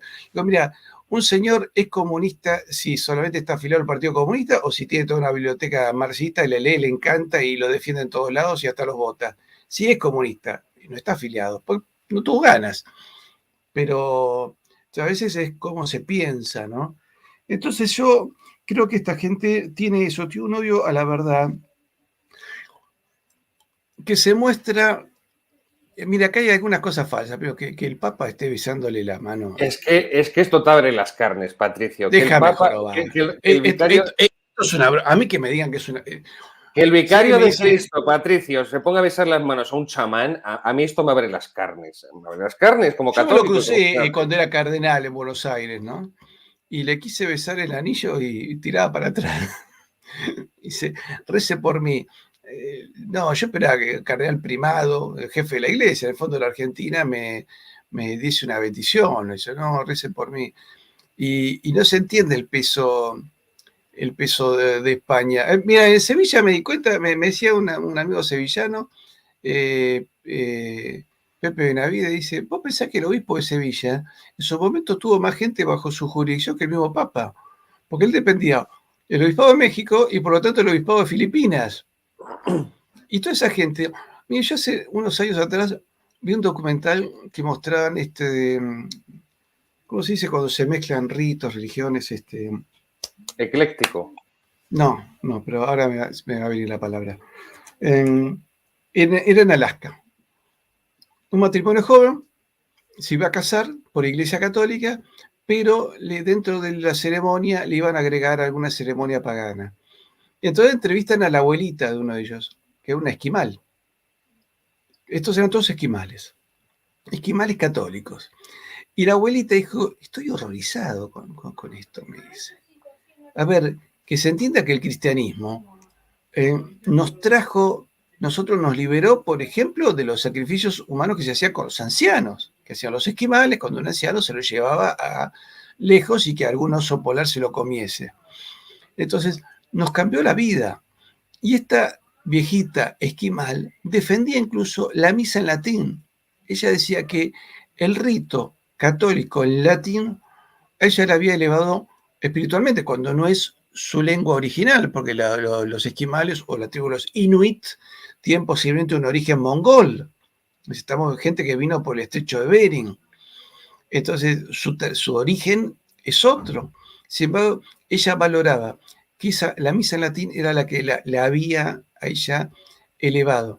Y que sus nietos vengan a hacer una ceremonia donde se mezcla catolicismo con rituales paganos le parecía realmente una desgracia. Entonces, en mi canal, de paso el aviso publicitario, entra en Historia con Patricio Lons, hicimos un programa sobre Bella Dodd, una comunista norteamericana que se convierte al catolicismo, y dice, nosotros logramos meter 3.000 comunistas en los seminarios católicos por la década del 20 o 30. Y algunos de ellos llegaron a cardenales. Dice, yo estuve una vez visitando el Vaticano, pude conversar con 4 cardenales que trabajaban en el Vaticano y que eran comunistas, año 50. Así que imagínense todo lo que ha pasado. Entonces, Es también, Patricio, esa década hay que cuando entender que comienza... estos indios, perdón, como esta señora de Alaska, esta esquimal, valora mucho más la tradición católica que todo este tipo de cosas. El ponerse esa vincha, primero yo quisiera saber qué significado tiene. Porque si es un adorno folclórico, que yo me lo pongo, no tengo problema. Si es un homenaje que ellos consideran que hacen a una figura religiosa y dicen, mire, nos gustaría que el obispo arriba del tricornio, ¿cómo se llama? Recuérdeme usted, padre, el sombrero que usa el obispo. La mitra. La mitra, perdón. Sobre la mitra, ponerse algo de eso, porque ellos lo valoran y porque consideran que le hacen un homenaje, eso uno lo puede entender. Pero quisiera saber si eso no es una sustitución de un símbolo religioso.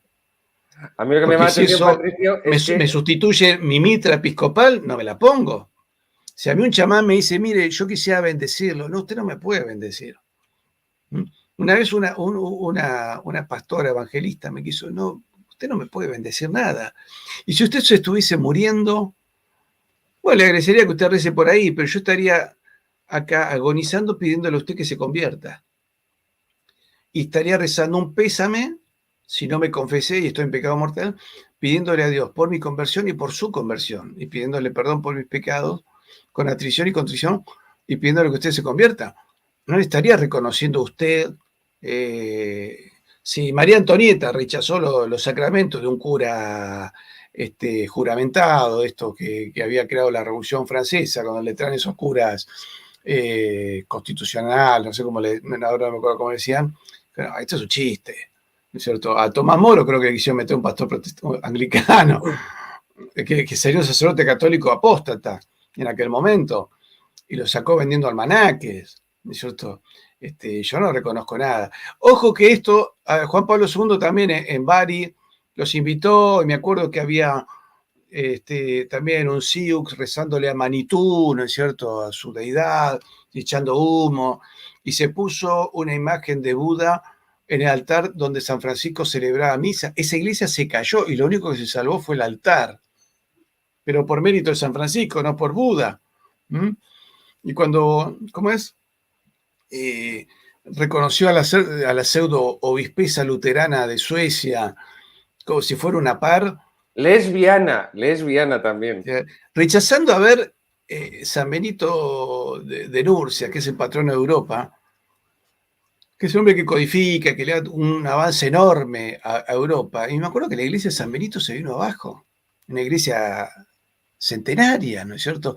Es como que Dios a veces deja señales de su enojo, ¿no es cierto? ¿Se acuerdan, muchachos, que me están haciendo cabrear? Y más me vale, a mí no me gustaría hacerlo enojar a Mike Tyson, que fue campeón de boxeo, ¿no es cierto? Mucho menos a Dios, ¿no es cierto? Porque me parece mucho más imprudente si quiero mantener los dientes sanos. Y acá se lo está desafiando Dios, ¿no? Esto a mí me fortalece la fe. Yo creo que es cierto que Dios va a volver en gloria y majestad y como juez. Y va a venir cabreado, ¿no? Va a venir de mal humor. Yo creo que va a venir de mal humor y agarrate, Catalina, que vas a galopar porque, es decir, no le puedes... El pecado Dios lo entiende en el hombre. Y cuando a veces uno se confiesa, dice, bueno, mira el pecado idiota que hace, ¿no es cierto? Siempre la misma idiotez, el que fuese. Pero acá se le está tomando el pelo. Acá se están burlando de Dios, ¿no es cierto? Y guarda con eso que es distinto. Pero además, en esta burla de Dios, se burlan de su Hijo, o sea, de Dios encarnado. Y lo que es peor, se han burlado de su madre. Y eso me parece que todavía lo pone peor. Y creo que si Dios todavía no ha demostrado su ira, fue porque recordemos que el año pasado, en el 2021 y 2022, se iniciaron un montón de rosarios de hombres. Lo comenzaron nuestros hermanos en la fe de Polonia, siguieron irlandeses, españoles, italianos. Había un argentino que estaba en Madrid cuando se produce eso, llega a Buenos Aires y empieza a llamar a todo el mundo, muchachos, tenemos que hacerlo en Buenos Aires. Lo hicimos en Buenos Aires. Los salteños, la provincia del norte, muy tradicional, como no querían ser menos, hicieron 2 de hombre. La provincia de San Luis no quiso ser menos, hizo 4, y la de Mendoza creo que hizo 7. Pero el resto se estaba haciendo en Chile, en Lima, en Colombia, en México, en Estados Unidos. Y de golpe ocurrieron cosas, ¿no? Se cayó el fallo Roe versus Wade en Estados Unidos. Se cayó las leyes antifamilia en Polonia. En Japón, que se había presentado también un proyecto terrible. En Hungría, que el presidente Orbán, dado el nivel de presión, dijo, bueno, llama un referéndum y esas leyes antifamilia fueron rechazadas por el 90%, que la Unión Europea dijo, no, pero eso no es democrático. Bueno, yo llamé democráticamente, el 90% lo rechazó. No, democracia cuando gana lo que nosotros queremos. Ah, bueno. O sea, a la Unión Europea, a Bruselas le gusta jugar con las cartas marcadas, ¿no es cierto? Vamos a jugar al póker, pero el tipo tiene el mazo que sabe cuál es cada carta, ¿no es cierto?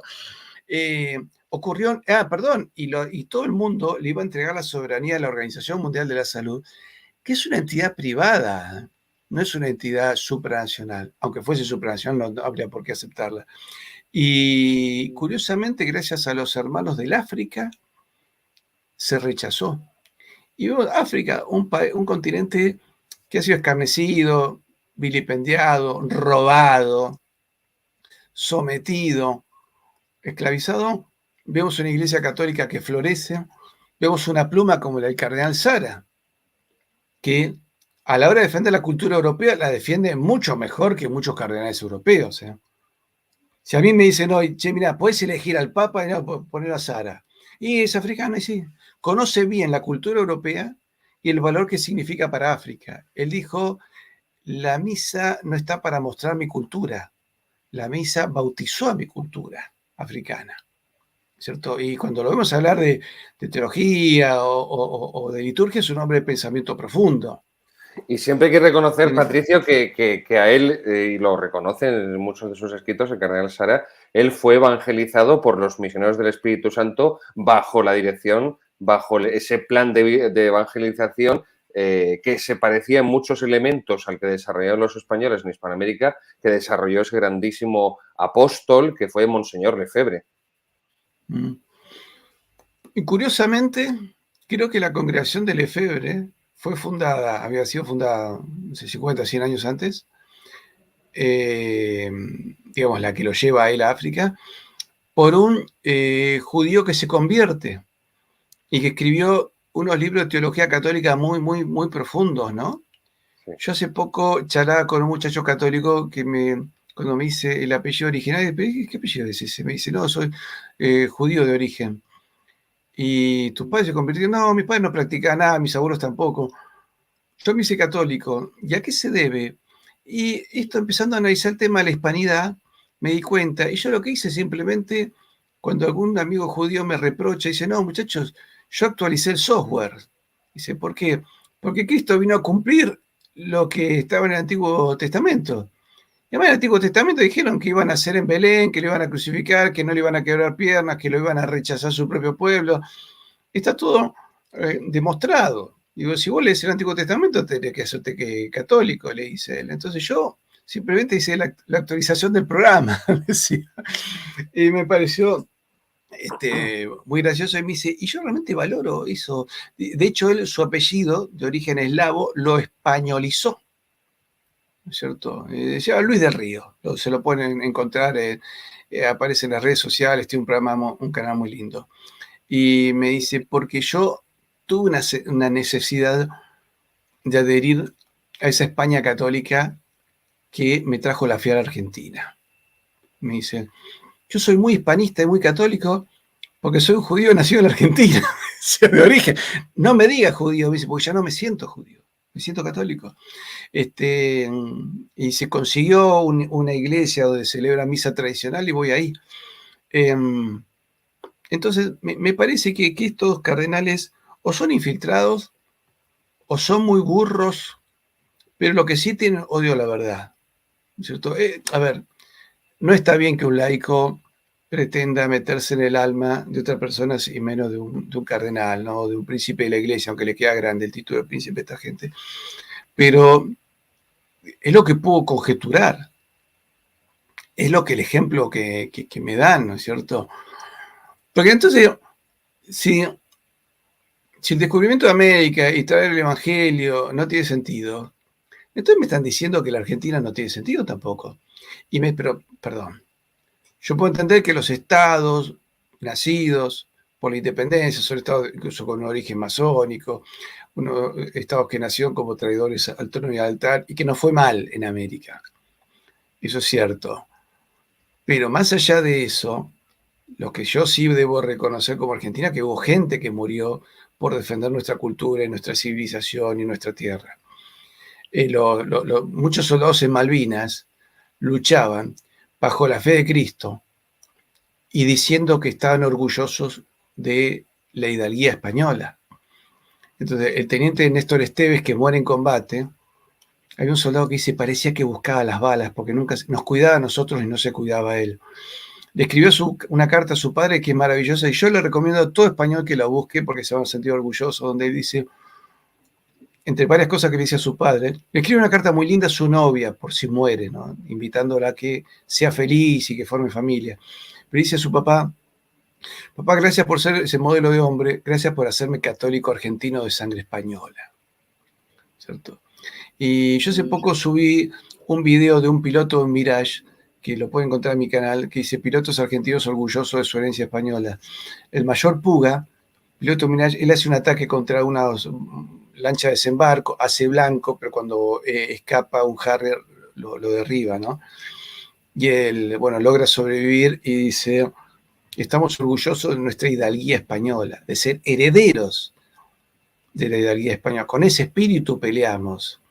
Eso es lo que nos diferencia a los católicos de los protestantes, ¿no es cierto? un espíritu de entrega, donde luchamos por lo que creemos que es justo, no porque lo que nos marca la billetera. Los invito a los españoles que vean eso y que busquen incluso la carta del Teniente Esteves. Yo creo que todo español, viendo ese pequeño video del mayor Puga que puse en mi canal o buscando la carta del Teniente Esteves, se van a sentir más orgullosos de ser españoles. Y esos cardenales van a entender mejor lo que es ser católico, ser español y ser argentino. Esta gente me está despreciando la sangre de aquellos que murieron en Malvinas. Y eso me pone de muy mal humor, porque en ese tema los argentinos somos medio talibanes, ¿no es cierto? No nos gusta que... Alguna discusión tuve con algún liberal español incluso, pero me guardo eso para el mal recuerdo. Pero también están insultando a los hombres de Flandes, que fueron a morir. No puede ser que le hayan entregado un trofeo que la corona española en su momento le regaló un papa, que había sido capturado a los protestantes holandeses, y Bergoglio le dijo que se lo da en préstamo al rey Guillermo de Holanda. Y la verdad, esos préstamos yo no sé si vuelven alguna vez, pero creo que no tenía ningún derecho a otorgarle un trofeo de guerra, ¿no es cierto? Porque más ¿qué bien le hace a Guillermo de Holanda? Porque Máxima se mantiene católica, pero a Guillermo de Holanda tendría que cristianizarlo en serio. Porque es bueno para los pueblos, para el pueblo grande sería bueno. Es decir, Cristo le dijo, muchachos, vayan por todo el mundo y hay que llevar mi palabra. Que sí, que no me protesten, tómense el colectivo en la esquina, contrate un Uber, no sé cómo lo van a hacer y van a llegar. Y llegaron a todos los rincones del orbe y todavía siguen llegando. Digo, padre, que en este momento hay un sacerdote católico argentino en África que no tiene ni una gota de sangre española y me dice, yo estoy en África para cumplir el mandato de nuestra muy santa, beata reina Isabel la Católica, que ella dijo en sus últimos momentos, no se olviden de seguir evangelizando África, hay que salvar y recuperar África. Lo hice poco tiempo antes de morir en Medina del Campo, ¿no es cierto? Entonces, a mí me duele mucho. Hay una carta de Perón donde él dice, si los argentinos nos olvidamos de la hispanidad, vamos a quedar como una tierra baldía de espíritu, ¿no es cierto? Hay que ver esa carta, ese discurso de Perón es muy importante. Eva Perón dijo, somos hijos de los conquistadores, tenemos que estar orgullosos, dice, porque la leyenda negra, dice Eva Perón, se hizo para engañarnos, y se engaña al que quiere ser engañado. Y hace poco un político peronista, también Guillermo Moreno, dijo, es interesante lo que dijo Eva, pero habría que agregar que somos hijos de los conquistadores, pero no de los conquistados, porque España se mestizó, se mimetizó con esta tierra. España trae ese etos extraordinario, romano, helénico, cristiano, de coraje numantino, viajando en la forma incómoda que haber sido viajar en esos galeones y carabelas y naos que no tenían baño, no tenían ni siquiera una letrina, y llegaron acá con lo mejor de su espíritu y se mezclaron, porque ni siquiera los malos españoles podían escapar a la condición católica de la civilización. Entonces, el que se portaba mal era consciente que se portaba mal, y eso era castigado. Son raros los casos de abuso que quedaron impunes. Hay que ver la cantidad de casos que estudió, en eso lo estudió mucho Francisco Núñez del Arco en su libro Quito fue España. En el archivo de Indias hay muchísimos reclamos y se tomaban medidas. De hecho, cuando Bartolomé de las Casas dijo lo que dijo, Carlos V llamó a la controversia de Valladolid. Y ahí participaron todos para analizar, claro, porque algunos le estaban mintiendo al rey. Recordemos que algunos sí le mentían un poquito al rey. Y entonces el rey preguntó, a ver, esos seres que han encontrado en el Nuevo Mundo, ¿son personas? Y un obispo, y sí, claro, son personas. Entienden el catecismo, están aprendiendo latín, aprenden a leer y escribir. Ah, perfecto, son como nosotros, sí, son como nosotros, son físicamente distintos. Listo. Entonces hay que defenderlos, ¿no es cierto? Y yo creo que no tiene derecho estos cardenales a hacer eso, porque es insultar a cada español, es insultar también a cada mexicano, a cada guatemalteco, a cada chileno, a cada uruguayo, a cada argentino. Recordemos que el 12 de octubre es un patrimonio argentino porque nace acá, por iniciativa del presidente don Hipólito Yrigoyen, en momentos en que don Ramiro de Maeztu, una de las grandes plumas de España, autor de Defensa de la Hispanidad, estuvo de embajador en Buenos Aires. Y el Y sacerdote Zacarías de Zacarías. Vizcarra, ese cura vasco, y por lo tanto, como buen vasco, buen español, como verdadero vasco, y no me corran por ahí porque yo también tengo sangre vasca en mi mezcla, ¿eh? Como buen vasco, era buen español, ¿eh? Recordemos lo que dijo Blas de Lezo: muero como buen vasco, muero defendiendo la gloria del imperio, del rey de España, ¿cierto? Y estaba orgulloso como buen vasco de ser español. Juan de Garay, vasco, estaba orgulloso de fundar Buenos Aires. Así que, muchacho de la ETA, por lo menos le pido que estudien historia. Pero bueno, esos son dos puntos aparte. Pero volviendo a esto, en ese momento magnífico, el decreto presidencial de Hipólito Yrigoyen habla de esa gesta extraordinaria que hace España y se reconocía. Entonces, yo digo, guarda, estos muchachos que han caído un poco en el indigenismo, entiendan bien un poco. ¿Saben cómo se sentían los indios hace 500 años? No tienen idea. ¿Cómo se sentían esos indios que algunos habían hecho algunos códices, cuando llegaron los aztecas les rompieron todos los códices? Cuando otros llegaban los incas y les rompían la historia previa y no podían construir una historia más allá del abuelo. Entonces yo podía tener como indio y lo que mi papá me podía enseñar y un poco mi abuelo, y hasta ahí se quedaba. Eran pueblos ahistóricos, lo cual es muy triste no tener historia, porque en algunos casos ni siquiera había tradición oral. Los hebreos son muy amantes de la tradición oral y fueron transmitiendo hasta que los primeros escribas empiezan a escribir, ¿no es cierto? Pero el tema de la tradición oral, la costumbre, la mantiene hasta ahora, ¿no es cierto? Son muy de hablar, ¿no? La madre judía, trasladar a los hijos, eso, esto es bastante común. No existía eso, porque muchas tribus iban cambiando de lugar. Yo me acuerdo una vez, dos periodistas mexicanos, estábamos en un evento que se hizo en un canal acá en Buenos Aires, en TV1 justamente. Y estaba invitado un amigo nuestro, pero era socialista, y dijo: quiero saludar al glorioso pueblo mexicano que se levantó contra el yugo español. Y el mexicano dice: espere un poquitito, yo le agradezco su saludo porque yo sé que usted lo hace de buena fe. Y todos somos ignorantes en algo, ¿no es cierto? Entonces yo quisiera aclararle eso. Le digo: mi amigo, que como ven los dos somos mestizos, con la mayoría parte de nuestra sangre es indígena, por nuestro aspecto lo delata, es de origen, posiblemente por la zona donde él es de México, de origen totonaca. Y yo, posiblemente por la zona donde nací, sea de origen azteca. Te recuerdo que además estamos recontramezclados. Pero es posible que yo tenga un mayor componente azteca y de totonaca. Si España no hubiese llegado, él no existiría, porque ya mis abuelos se hubiesen comido el abuelo de él. Y si estuviésemos vivos, yo me lo estaría masticando. Así que, gracias a España, se imagina, bueno, las bromas que hicimos los argentinos, guarda, no le pongan mayonesa, que si le vemos que le pone mayonesa a la mano, sentemos los separados, un montón de bromas, pero y en total que sí, tiene razón, nosotros somos íntimos amigos, y si no hubiese llegado a España, que es cierto, me hubiera comido, me dice. Entonces, ¿cuál es el progreso? Cuando dice ahí Galeano, dice: ay, no, le trajeron una cruz, pero ellos ya tenían su religión. Tenían un espíritu de angustia y un caos espiritual. Bueno, usted como sacerdote padre que habrá confesado a tanta gente, habrá encontrado a veces alguna persona que se viera a confesar con una angustia feroz de su vida por X drama, ¿cierto?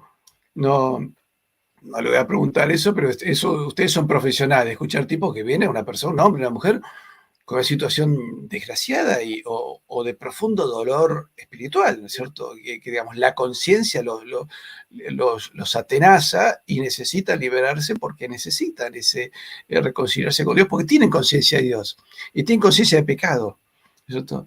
Pero lo fantástico, que aunque uno haya hecho un pecado abominable, pero si uno tiene conciencia, tiene dolor en el alma, lo extraordinario a nosotros es que Dios nos puede perdonar. Yo me puedo reconciliar con Dios y pedirle perdón, y tal vez sospecho que le voy a tener que pedir perdón muchas veces, esta gente no podía pedir perdón a nadie, vivían angustiados. Entonces lo primero que le sacó España a los pueblos, le sacó angustia, lo liberó de la barbarie.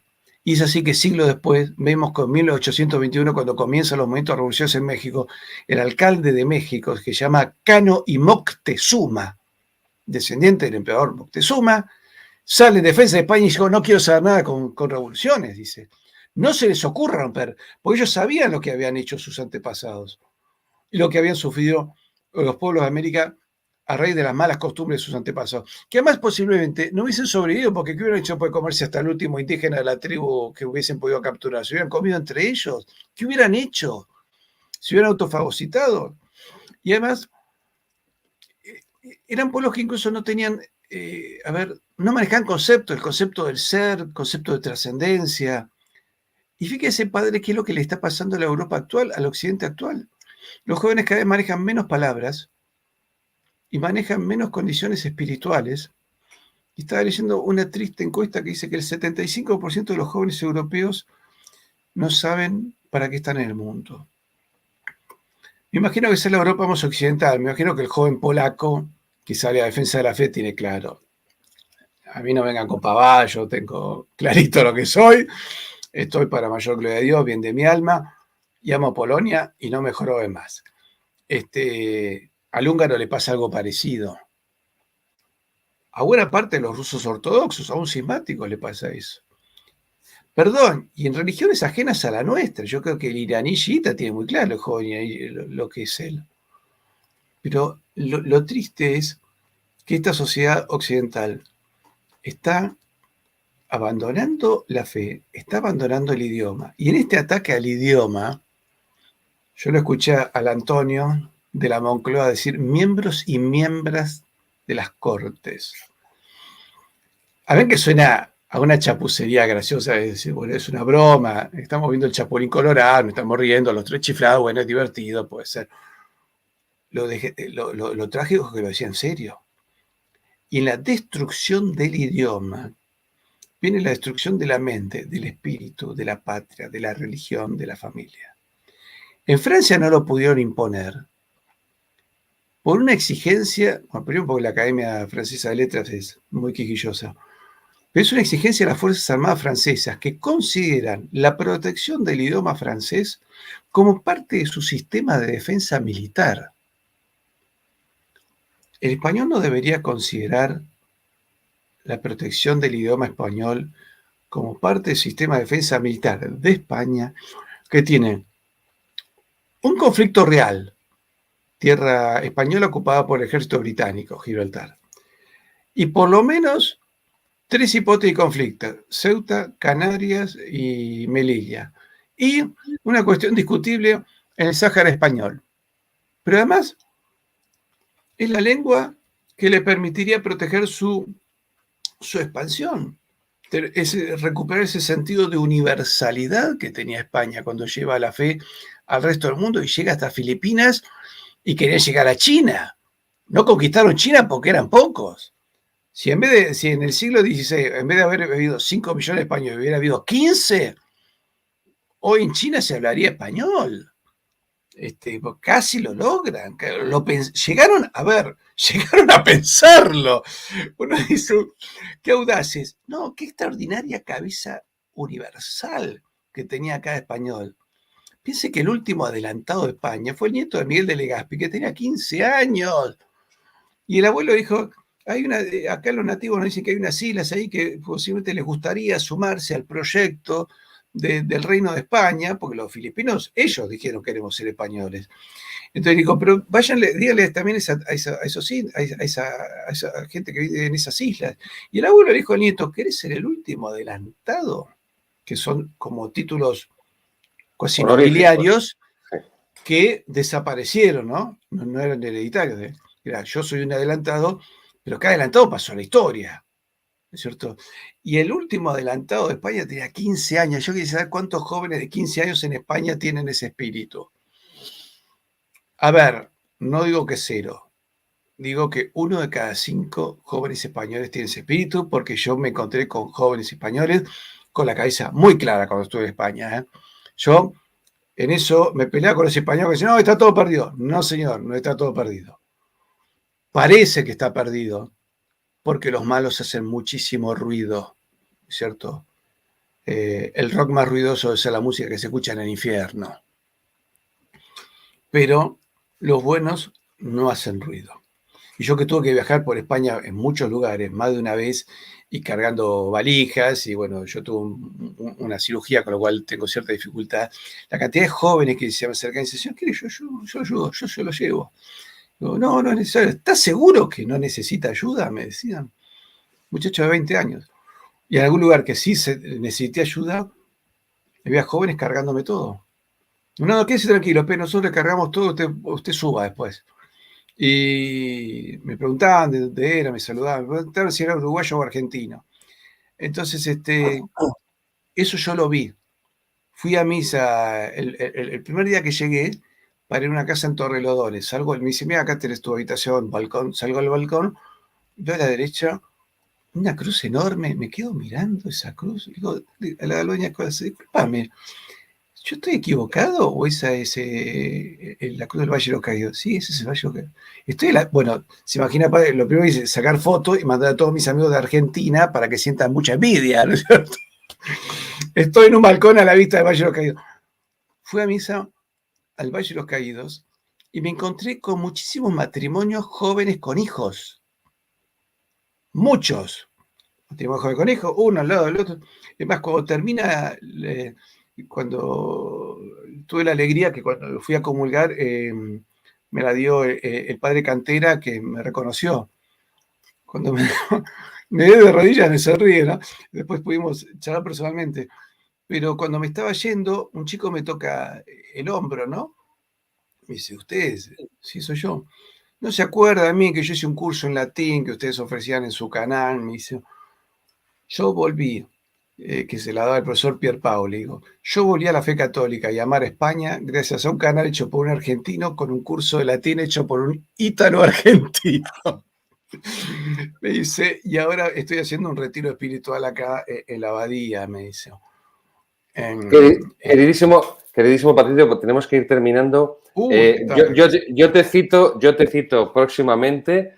Ahora cuando terminemos el programa no te desconectes, que nos quedamos nosotros. Ahí tenemos la gran obra del Valle de los Caídos. Y te cito para un programa próximamente en el que nos tienes que seguir hablando de todo esto. Nos tienes que hablar del libro que has coeditado ahora de Cartas Hispanistas al Rey. Y nos tienes que hablar también del peronismo con más extensión, con más detenimiento, porque yo siempre digo que la mentalidad del Papa Francisco está absolutamente moldeada por el peronismo y esto nos cuesta mucho a los españoles comprender qué es exactamente y todas las ramificaciones que tiene el peronismo. Ahí tenemos Cartas Hispanistas al Rey de España.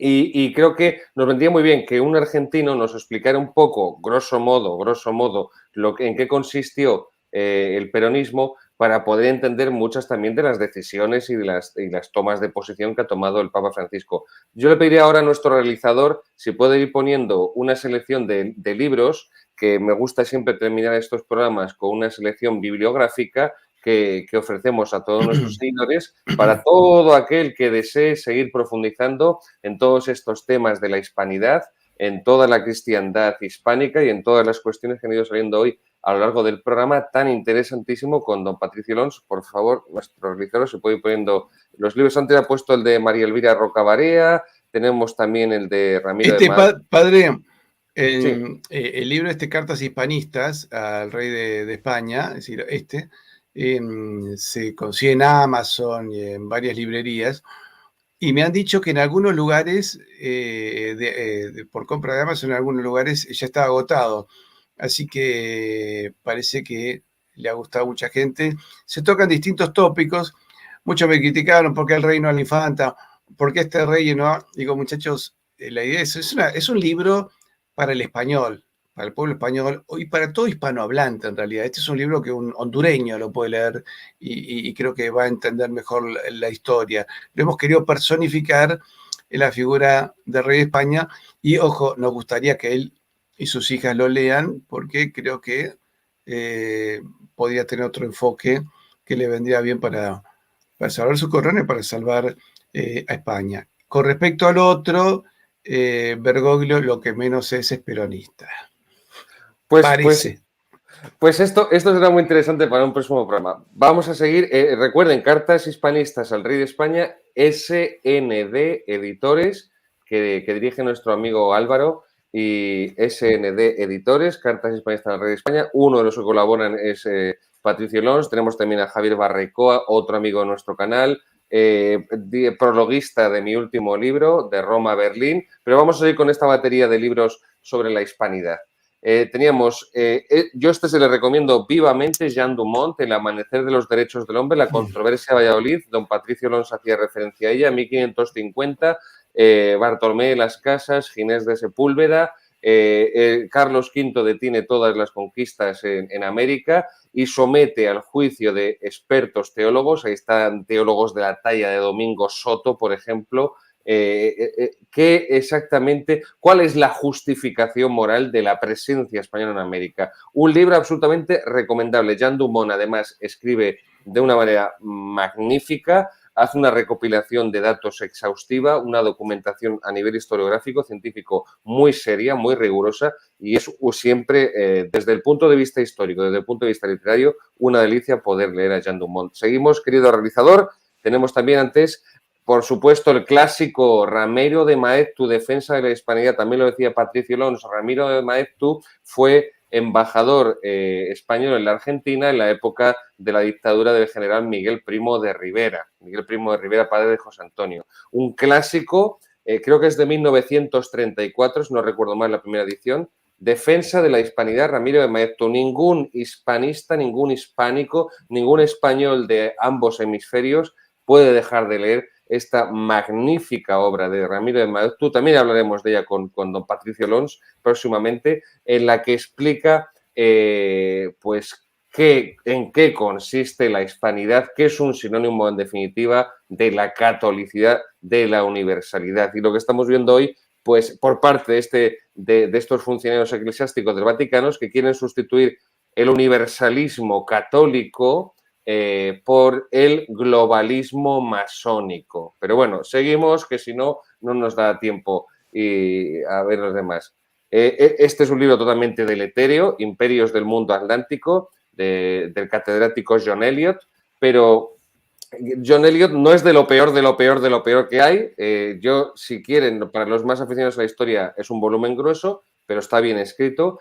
Y quiero les invito a que lo lean para que vean la comparativa que hace entre el Imperio Español y el Imperio Británico, para que vean cómo un historiador reconocido con fama mundial británico y que desde la primera página dice que no está influenciado por ningún tipo de tópico, por ningún tipo de prejuicio, está desarrollando las tesis de la leyenda negra con la tesis del imperio inconsciente, en el caso español, y con la tesis de que el imperio británico siempre fue mucho más avanzado, mucho más moderno, y que además, por supuesto, su imperio británico continúa en la potencia que dirige el mundo, que es Estados Unidos, hijos del imperio británico. Bueno, en fin, pasamos a otra obra y esta se la recomiendo siempre a nuestros seguidores como una introducción, como una primera aproximación. José Javier Esparza, otro gran amigo, La Cruzada del Océano, la gran aventura de la conquista de América, de la editorial La Esfera de los Libros, y como una obra panorámica para aquel que quiera adentrarse, pues es realmente muy didáctica. José Javier escribe fenomenal, es un hombre muy nuestro, que diría también otro hombre muy querido, Blas Piñar, que Dios le tenga en su gloria. Y yo lo recomiendo. Muy amigo de la Argentina, Blas Piñar, ¿eh? Muy amigo de la Argentina. Mal que le pese a Antonio. Eso es. Yo siempre lo recomiendo este tipo de obras de José Javier Esparza como introductorias para jóvenes, para intentar ir poco a poco podando todas las ideas hispanófobas y neolegendarias que les han inculcado o que nos han inculcado a los que ya no somos jóvenes en este desastroso sistema educativo socialista que llevamos en España durante más de 40 años y que ha mantenido el Partido Popular. Y que no sé si nos queda alguno más, querido realizador. Imperiofobia y Leyenda Negra, María Elvira Roca Barea, editorial Siruela. Otro libro que es de su primera edición es de 2016, pero se ha convertido en un clásico. Y aquí, antes nos lo ponía nuestro realizador en la pantalla, ahí vemos cómo Cortés con Malitzin, con Doña Marina, está realizando unas negociaciones con los indios. Ahí pueden ver, por eso elige María Elvira este grabado de la época para la portada de su libro. Ahí ven cómo el jefe indígena, el cacique, está enumerando con los dedos de la mano la serie de condiciones que está negociando con los españoles. Es decir, esto es lo que dice también, querido Patricio, nuestro amigo común Marcelo Gullo, de que la conquista la hicieron los indios y la independencia la hicieron los españoles. Pero ya lo retomaremos. Así que, querido realizador, no sé si nos queda ya algún libro. Y creo que Marcelo está en España en este momento, ¿eh? Eso es, vendrá la semana que viene, si Dios quiere, a nuestro programa. Ya lo adelanto a nuestros seguidores, a Marcelo Gullo, si Dios quiere, tendremos la semana que viene con nosotros. Realizador, no nos da tiempo hoy a leer mensajes de nuestros seguidores porque si no nos podemos alargar muchísimo más. Simplemente decir que uno de nuestros seguidores nos preguntaba, Ernesto García, le agradecemos, Padre Gabriel, Dios les ha puesto a ustedes con una misión muy evidente en esta ciénaga. Bueno, yo siempre digo que en la guerra, en las batallas antiguas, siempre tenía que haber algún tonto que era el que llevaba la bandera, el abanderado. Claro, el tonto que llevaba la bandera no llevaba fusil, no podía defenderse mucho y siempre era el principal objetivo porque el enemigo, si se cargaba el que llevaba la bandera y la bandera caía, pues era un golpe psicológico para el contrincante. Por eso aquella frase famosa de Carlos V de que si me veis caer a mí y a mi estandarte, levantad primero el estandarte que a mí. Bueno, pues muchas veces hablo por mí y creo que también puedo hacerlo extensivo a mis hermanos sacerdotes de la Sacristía de la Bandé. Bueno, pues no es que seamos kamikazes, no es que seamos berserker vikingos, pero sí que siempre es necesario que haya alguno que lleve la bandera y que sea el que más se exponga a que le peguen un tiro en la cabeza al enemigo porque se está exponiendo mucho por llevar la bandera, pero es necesario para que avance la tropa en el combate contra el enemigo. Termino rápidamente. Uno de nuestros seguidores nos ha preguntado, para concluir con el tema del programa de hoy, que qué repercusiones o qué consecuencias reales podía tener este documento vaticano. Ya se lo adelanto. Ninguna, absolutamente ninguna. Esto no sirve para nada, esto no, bueno, para nada bueno, mejor dicho. Esto no colabora a nada bueno y no es más que un brindis al sol y un gesto a la galería progresista, globalista, modernista y al socialismo indigenista que tanto le gusta a la corte pontificia contemporánea. Simplemente no tiene más porque no hay autoridad. Buenas, Padre Gabriel. Si no les sigo hace un mes, no sé cómo me aprecia este canal desde Canadá. Pues desde Canadá un fuerte abrazo. Queridos seguidores, nuestro patrocinador, vamos a endulzarnos esta despedida con nuestro querido amigo Patricio Lons, miel y polen de alta calidad, la Virgen de Extremadura, nuestros fieles patrocinadores que desde el inicio, cuando no teníamos a nadie que nos ayudara, han estado aquí pues con su modesta colaboración económica para poner en pie este canal. Ya saben que el Padre Francisco es adicto a las cremas de la miel de Extremadura y por eso se conserva también y soy yo el que parezco el anciano del canal, que en realidad lo soy, porque soy el más viejo de todos los que salimos a la serie de Vendée. Tengo 41 años, para 42, Patricio, soy el más anciano de todos. Mielonline.com, ahí tienen todos esos productos de una familia católica. Acuérdense de utilizar el código de descuento Sacristía. Sacristía. Muy y con bien. Ese nombre que lleva la Virgen de Extremadura debe ser muy buena miel, ¿eh? La reina de las Españas. Y cuando vaya a España voy a buscar ese producto. Pues es una familia, Patricio, que tiene 2 hijas carmelitas descalzas de la Madre Maravillas de Jesús en Talavera de la Reina y un hijo sacerdote que celebra la misa tradicional, que va con sotana, es un curso por detrás de mí. Muy bien. Pues, queridos seguidores, muy contento, muy alegre, no se olviden de dar al me gusta, Placet Me, como decimos nosotros, Placet Me, me gusta. difundan todo lo que puedan estos vídeos. Gracias, Patricio, de todo corazón por acompañarnos esta noche. Ha sido para mí un completo honor, un completo privilegio inmerecido por mi parte. Y me quedo con esta también que nos decías estas últimas palabras, porque reconozco que yo también a veces pues soy presa relativamente fácil del desánimo y de la desesperanza. Reconozco delante de nuestros seguidores que me confieso habitualmente cuando acudo al sacramento de la penitencia de que me falta mucha virtud, de la virtud sobrenatural de la esperanza, pero me quedo con esas palabras que también tú nos dirigías y con el arma de la cristiandad hispánica, que fue el Santo Rosario, el arma con la que la cristiandad, al mando de Juan de Austria, venció a los turcos, a los moros en 1571 en Lepanto, y que será la que reconquistará y la que reinstaurará la cristiandad hispánica. Me despido, queridos seguidores, con la bendición. Benedicat vos, omnipotens Deus, Pater, et Filius, et Spiritus Sanctus. Amén. Patricio, un fortísimo un abrazo hasta la Argentina que te envío con mi bendición y de todo corazón. Muchas gracias. Gracias a usted, padre. Un saludo a todos los que me han mandado saludos por acá. Y yo tengo algo de España. Este es un rosario de Garabandal que me regaló Alberto Abascal de Héroes del Cavite cuando yo estaba recién operado, y fue para mí motivo de consuelo durante todo el tiempo que tuve que permanecer acostado. Así que, y mi madre era una gran devota. Y muchas gracias por invitarme, sobre todo por el nombre de la Bandé, porque mis antepasados franceses tuvieron que padecer los horrores de la Revolución, y algunos de ellos lograron huir a España, y en España, en Zaragoza, pelearon junto a Palafox contra las tropas bonapartistas, que no eran francesas, eran revolucionarias, eran otra cosa. La Francia verdadera, la Francia de San Luis.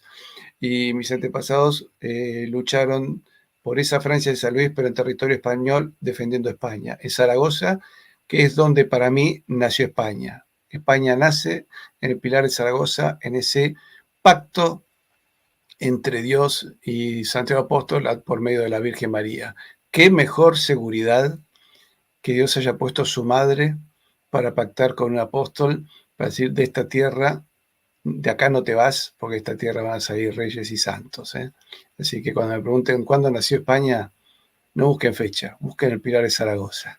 Muchas gracias, padre. Gracias, Patricio. Queridos seguidores contrarrevolucionarios, hasta la semana que viene. ¡Viva Cristo Rey! ¡Viva!